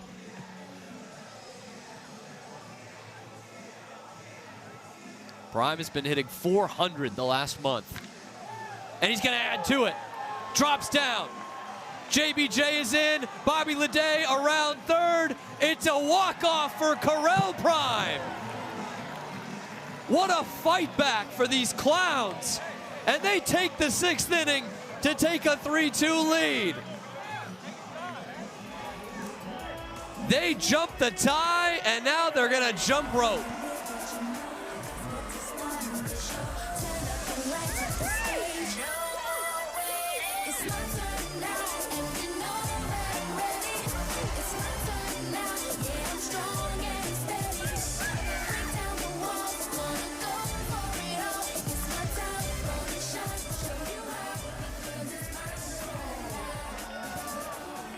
Four straight hits for the Indianapolis Clowns in the bottom of the 6th. And that man Correll Prime is locked in right now, his 7th walk-off of the season to give the Clowns a 3-2 lead. Both these teams are hunting a trip to Washington, D.C. for the Banana Bowl.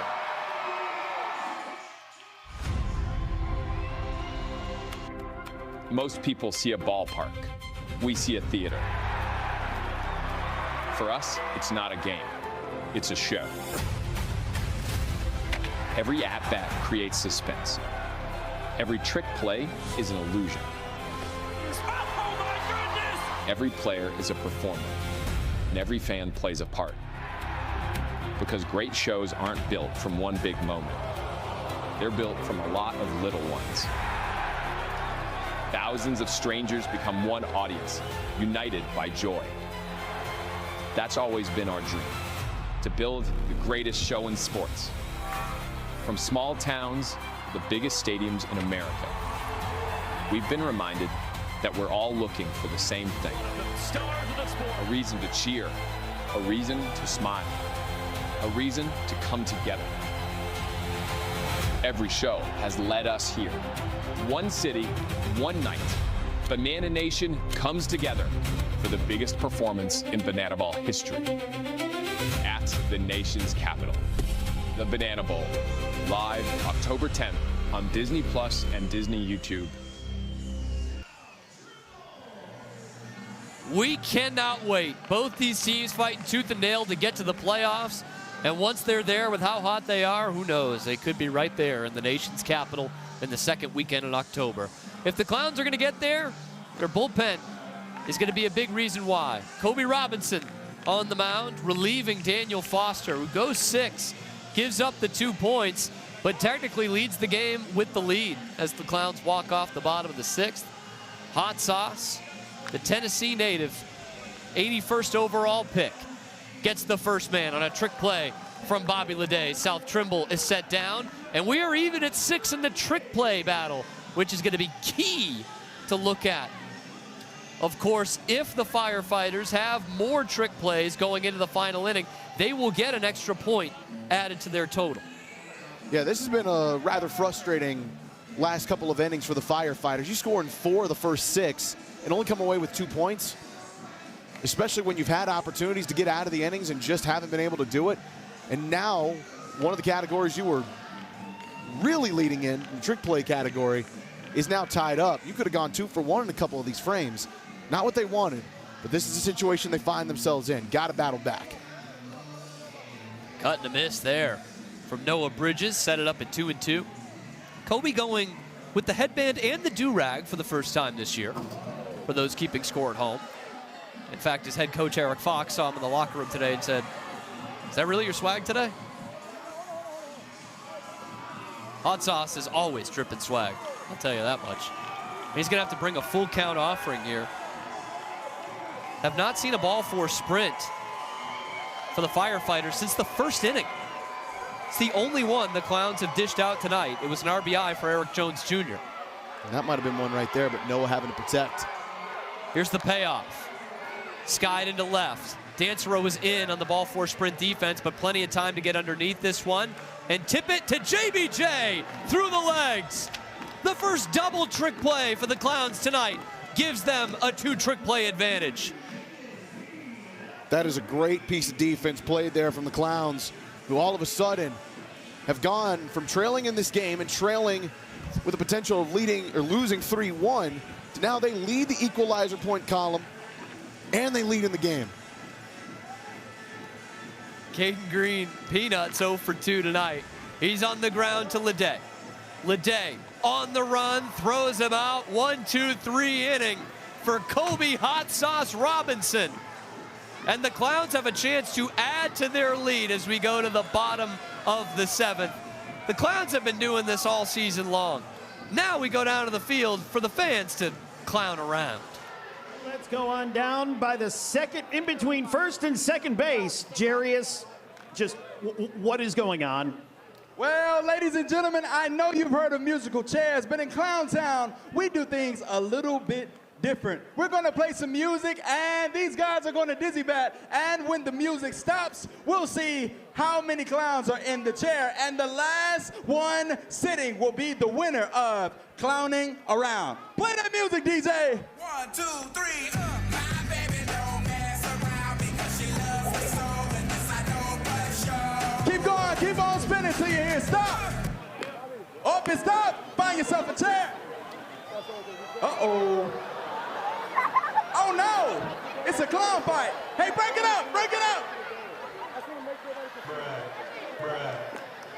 Uh-oh. No fight like a clown fight. All right, round 2. Come on. The music is playing. So you round need two? a dizzy bag.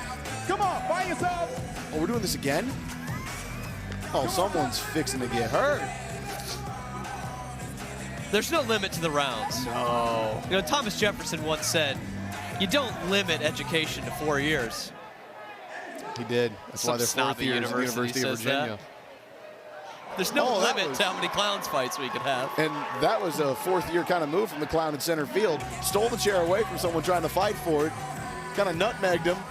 Moved the seat out. He fell, and he got the chair all to his lonesome. It's the second nutmeg we've seen tonight. A lot of nutmegs. This one a little bit more effective. Yeah, well, the other one was almost effective, but almost, man. Tyner Hughes also took a shot to the face. Watch out! Oh! He did it again. The winner is that clown. Really nothing to differentiate him from the other two. But what a swipe. He does kind of look like Christian Dearman a little bit. Are we sure that's not Bob Ross / Christian Dearman? It is not, but I We can need tell someone to find that out. I can tell you what, I can tell you who that is. That is Javon Ray out of Douglasville, Georgia. Comes in a massive situation. Firefighters trailing 3-2 in a game where the offense has done the job, but the pitching and defense has had just a couple different mistakes, especially on the defensive side. That could be huge difference makers. Now Javon really got to get him out of it, and that's not going to help. The hitting streak will go to 19 for Nico Holsizer. This is a guy who hits .460 in innings 7 through 9. He is just heating up.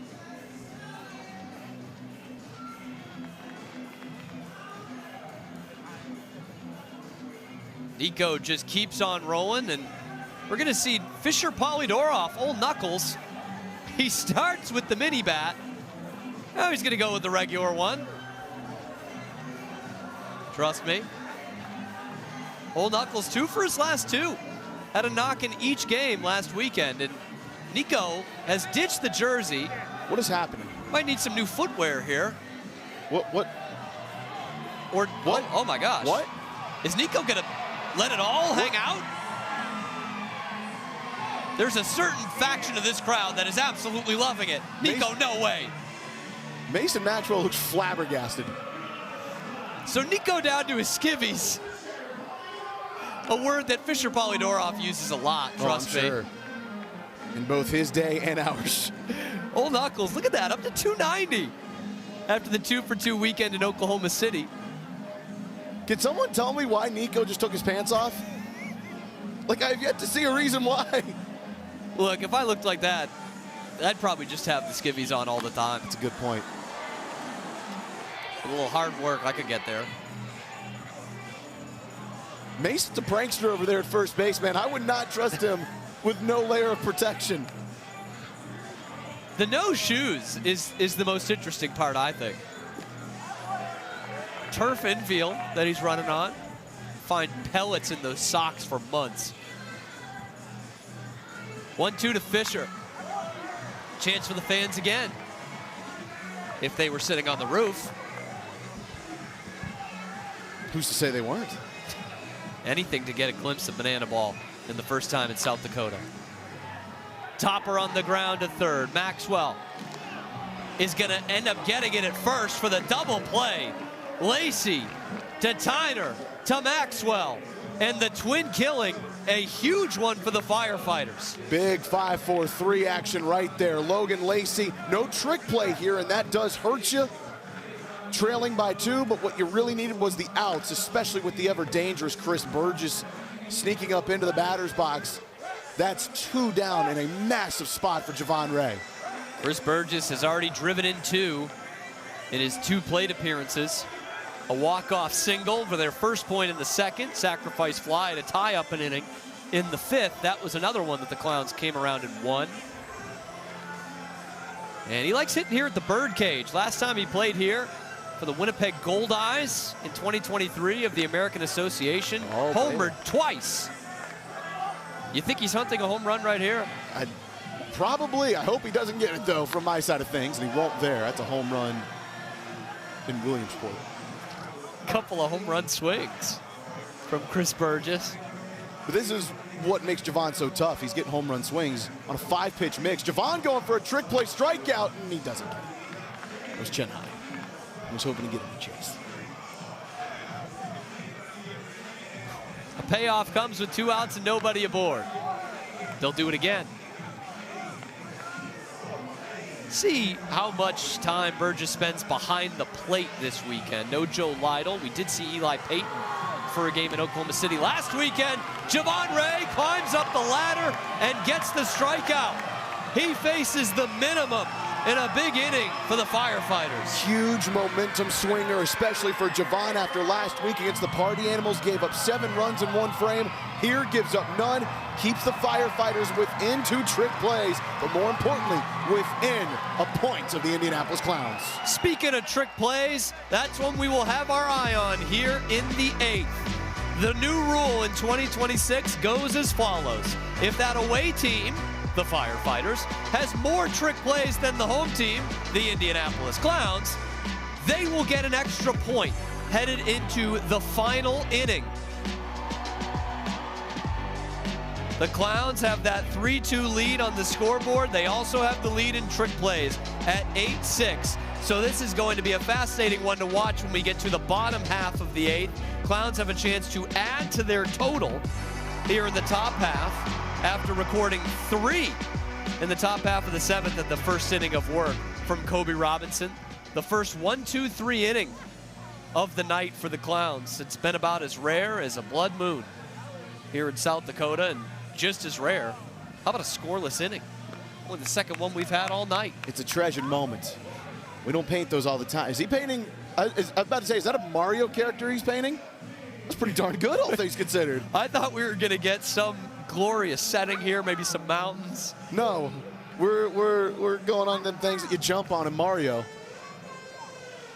Oh, them bad boys always get you from behind. You're like, where did that thing come from? I hate when they get you from behind. A Goomba is what I'm being told by Chadwick Folkstead. Whatever it is, it looks tremendous.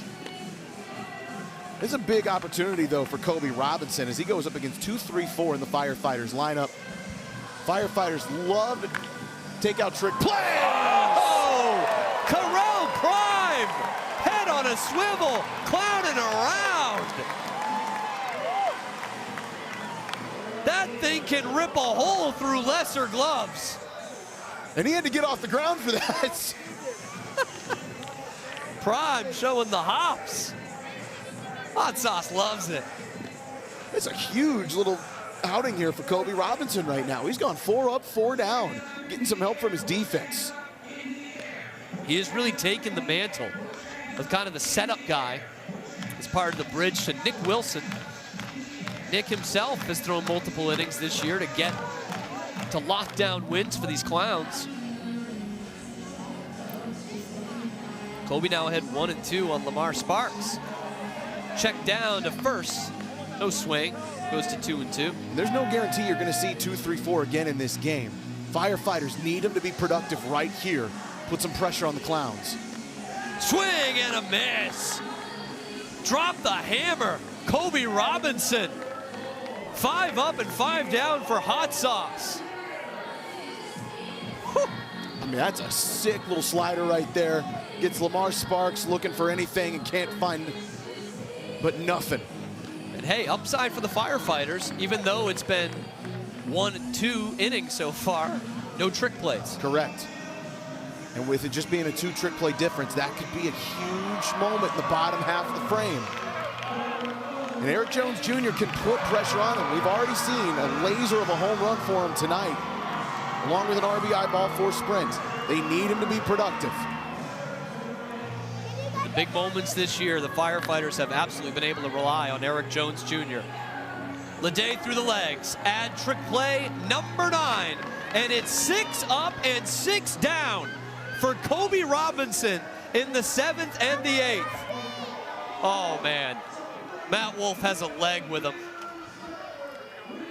But the Clowns have a chance to add to their lead, but that equalizer point still very much up for grabs. Yeah, John Crosser, get that leg back. He's got 2 legs, and it's a wonderful world here in Sioux Falls. I see skies of blue and clouds of white, the bright blessed day, the dark sacred night, and I think to myself,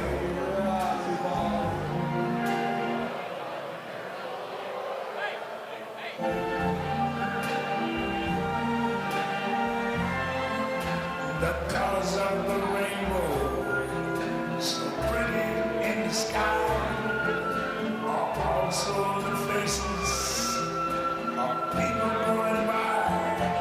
I see friends shaking hands, saying how do you do? They're really saying I love you. I hear babies cry. I watch them grow. They're like much more than I ever knew. And I think to myself, All right, let me hear you.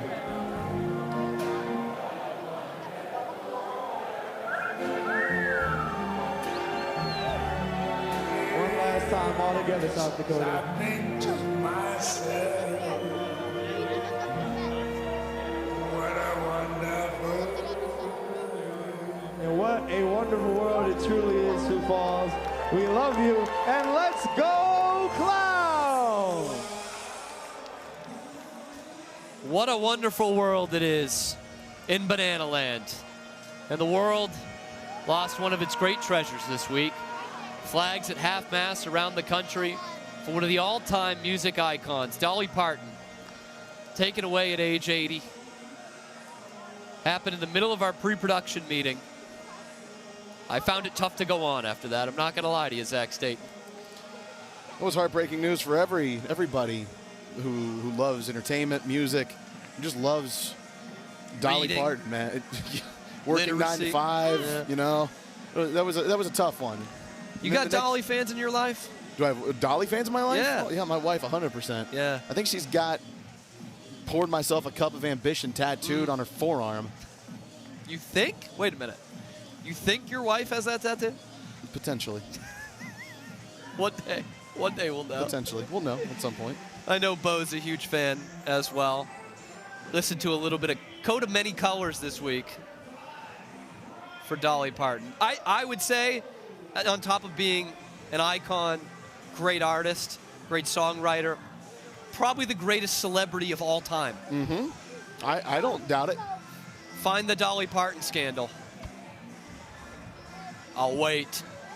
Donated millions and millions through the years.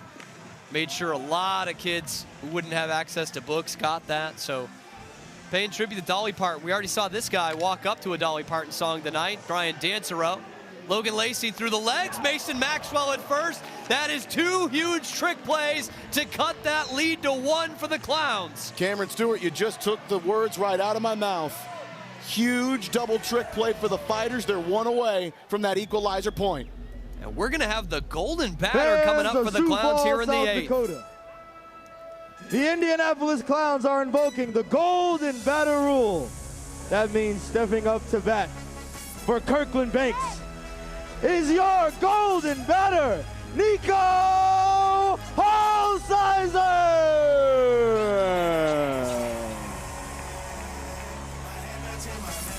You can't take it with you when you go. Nico Holsizer, golden batters in the 8th. It is his first golden batter appearance in his banana ball career. And if there's one guy who can take a trick play off the board, It's this man right here wearing number 12 in blue. And it's a swing like that can do it. If he connects. If Nico leaves the yard, it is a potential 2-point swing. He would walk off the inning. That one's not going to have the distance. Wow. Trick play. Ties the total at 9. Logan Lacey goes through the legs. When you need him the most at that hot corner, he delivers for you. That is as clutch as they get. His 4th trick play of the evening comes up in the biggest spot. That one looked like it was going to be too slow for anything. He might have barely had time to get the out. But Johnny on the spot just finds a way to go through the legs, and now the Firefighters are tied. They need one more to win it. Joe Gray Jr. stands between them and that right now. That's not going to be a trick play. It's going to be extra bases for Cowboy Joe. A stand-up double for Joe Gray, his 2nd hit of the night. He's a guy who typically cools off late in the game. Not that time. JBJ will come up, and we look at that trick play total and that equalizer point once again, as the Firefighters are going to go to Austin Temple here. And once again, that point remains there for the taking. And what a storyline here. The last time these two teams faced off, it was Showdowns round 2, and it was Austin Temple against Jackie Bradley Jr. Austin Temple struck him out, not just to win the round of Showdowns, but to win the game and earn a huge split for the Firefighters. Now they bring him in, and they need a trick play out of AT. That's the interesting part about this.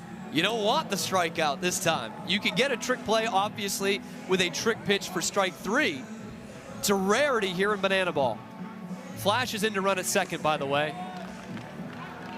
JBJ cuts through one at 1-1. That just eliminates any sort of possibility of a potential rundown. If Flash is on, you can trust him. 1-2 now. So what does Austin Temple do? Do you go for the trick play strikeout?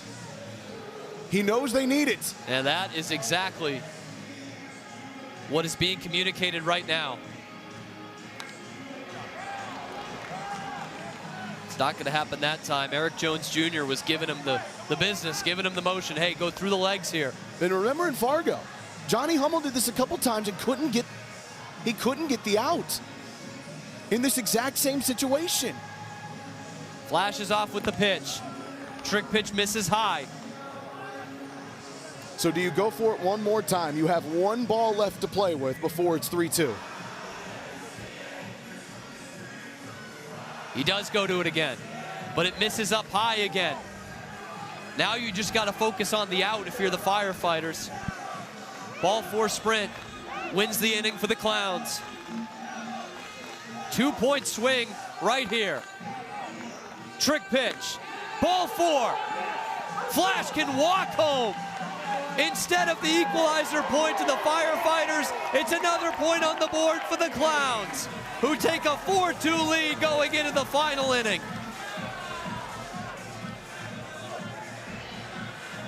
They tried for the equalizer point. They couldn't get there. Let's throw it down to Jarius for the final inning rules.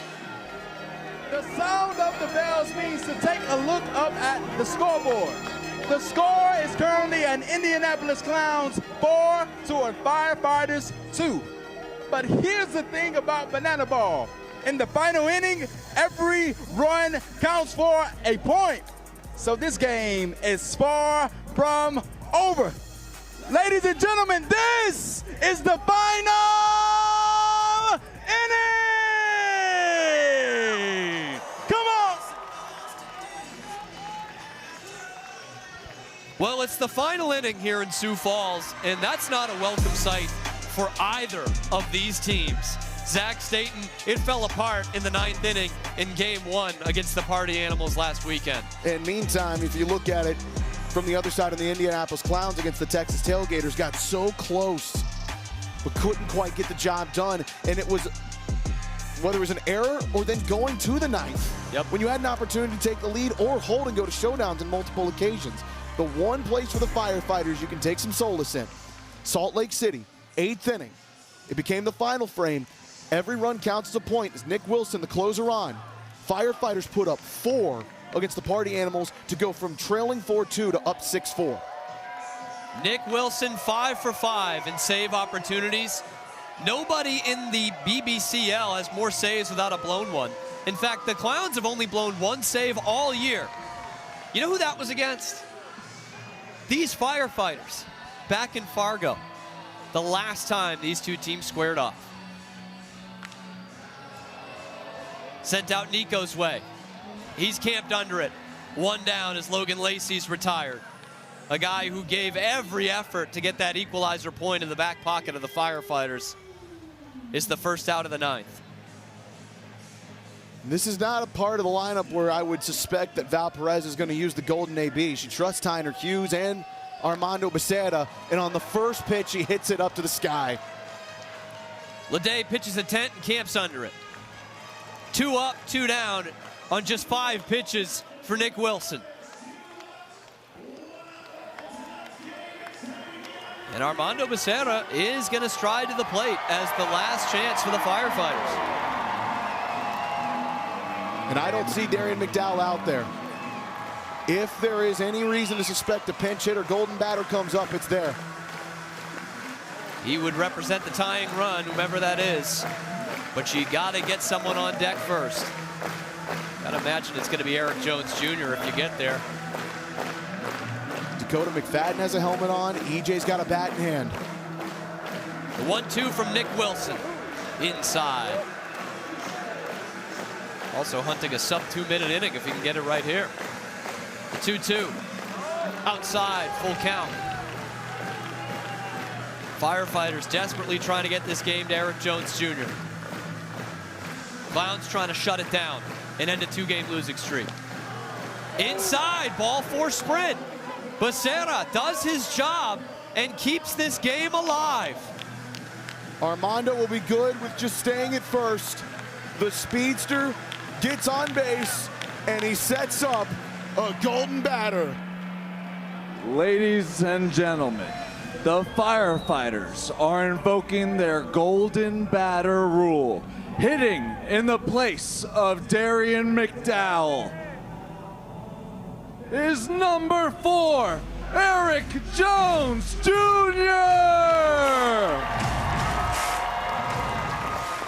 So here he is, the man with a home run tonight. 5 home runs in the month of August. It's Eric Jones Jr. Goes the other way. This is going to get down and one hop the wall. Becerra is going to get stopped at third. It's a long single, but Eric Jones Jr. keeps the line moving.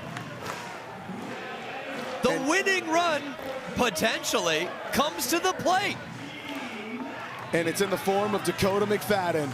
They've got to have D-Mac go do something right now. This is in place of South Trimble, and it's a slow roller to Eli Payton. Payton to first, and the Clowns, they make it interesting at the end. The tying run goes on base, but it's the Clowns who end the 2-game losing streak and take it night 1 in Sioux Falls, 4-2.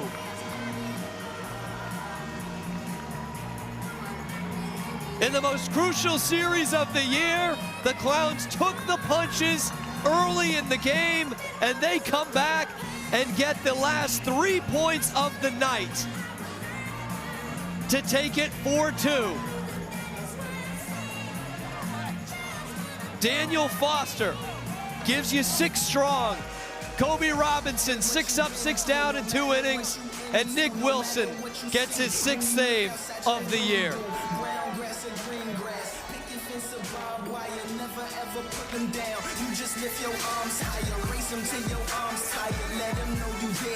They have earned this dance.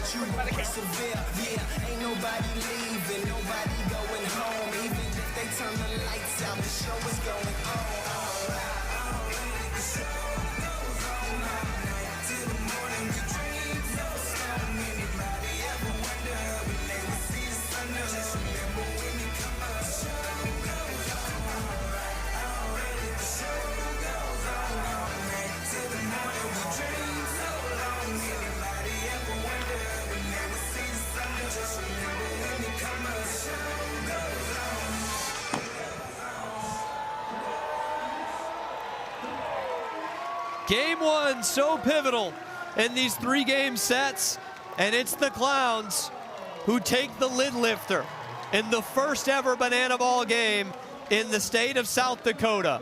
What a night it was for one of the leaders of this Clowns team. 100th trick play, a couple RBI, and a showman performance. Correll Prime, prime time as he's known, is down on the field with our Matty Warren. Hey guys, he's got his hair all fixed. He is ready for the Showman of the Night interview.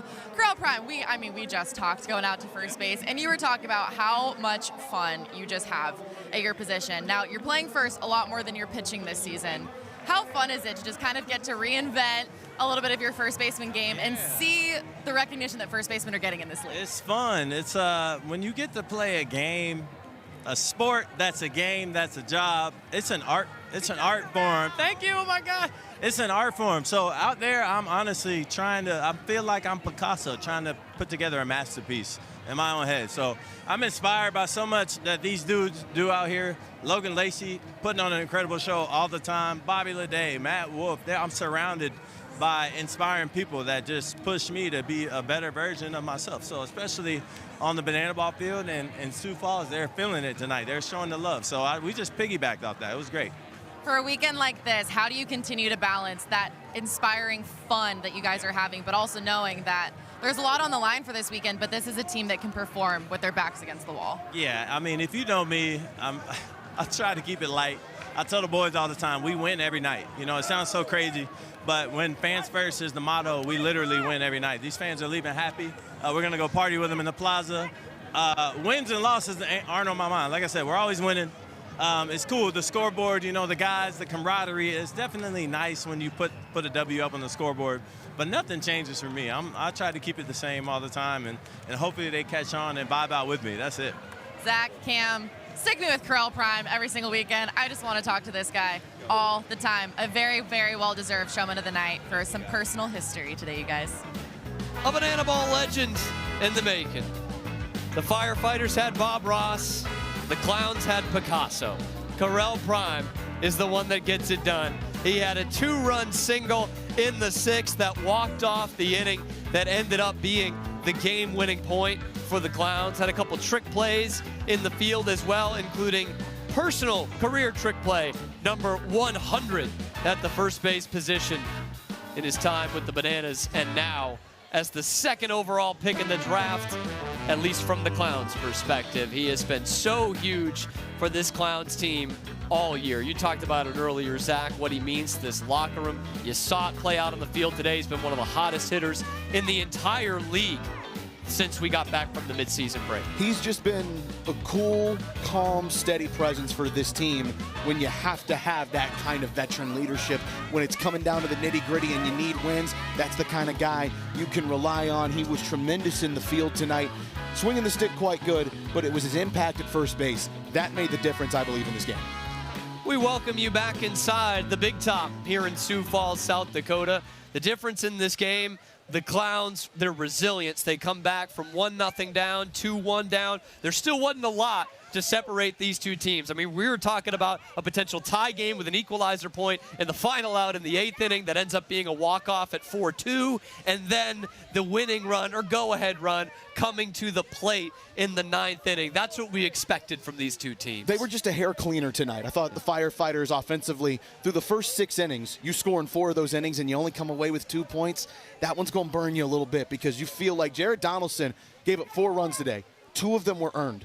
That's going to hurt. But the Clowns made their own breaks tonight. They found ways, like you said, survive the punches, be resilient. And now for the Firefighters, the next 2 games absolutely have to be must-wins. For the Clowns, next 2 games, they're going to consider must-wins, but they've given themselves quite a bit of wiggle room here where the Firefighters, they can't have any more help now. They've got to do it themselves. They've got to make their breaks tomorrow. But the Clowns, I thought, played an excellent game, clean game, and had clutch moments when they absolutely had to have them. Firefighters pitched well enough to win, hit well enough to win. I don't think they defended it as well as they wanted to. And it's those fine margins when you are battling for the BBCL playoff spots. Let's take a look at our standings as we had the standalone Banana Ball game tonight, and it's the Clowns who take a step further. They gain a game on the Firefighters and just 2 games out from that final playoff spot. Party Animals taking on the Texas Tailgaters this weekend starting tomorrow night in Sugar Land. That is one that we will obviously keep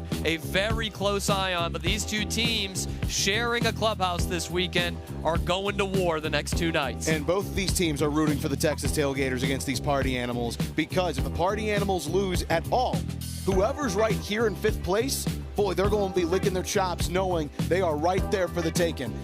This is as important of the next 2 days as we're going to find this season, because every game is going to matter. The Coconuts need to beat the Bananas because they're starting to maybe mess with a little bit of danger here as well.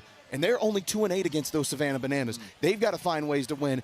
But both these Clowns and Firefighters, they desperately want the Texas Tailgaters to win. And I bet you the team that loves hearing that the most is the Party Animals, because, boy, when their backs are up against the wall, that's a team made up of World Tour champions. Oh, but we are going to have so much fun here in South Dakota the next 2 days. Arguably, both teams' best pitchers did not get used tonight. Ben Dumm and David Griffin, we will certainly see them throughout the rest of this weekend in Sioux Falls. If the Clowns win it tomorrow, they take the series. If not, we got a rubber match in Game 3. We'll see you there. Thank you so much for joining us. For Maddie Warren down there on the field, our producer Chadwick Folkstad, our director Chris Haynes, our executive producer Josh Richardson, my good friend Zach Staten, and myself, Cam Stewart. We're going to see you right here, same time, tomorrow night, Clowns and Firefighters. And we'll be clowning around. Some good tunes on you. I do it for Dolly.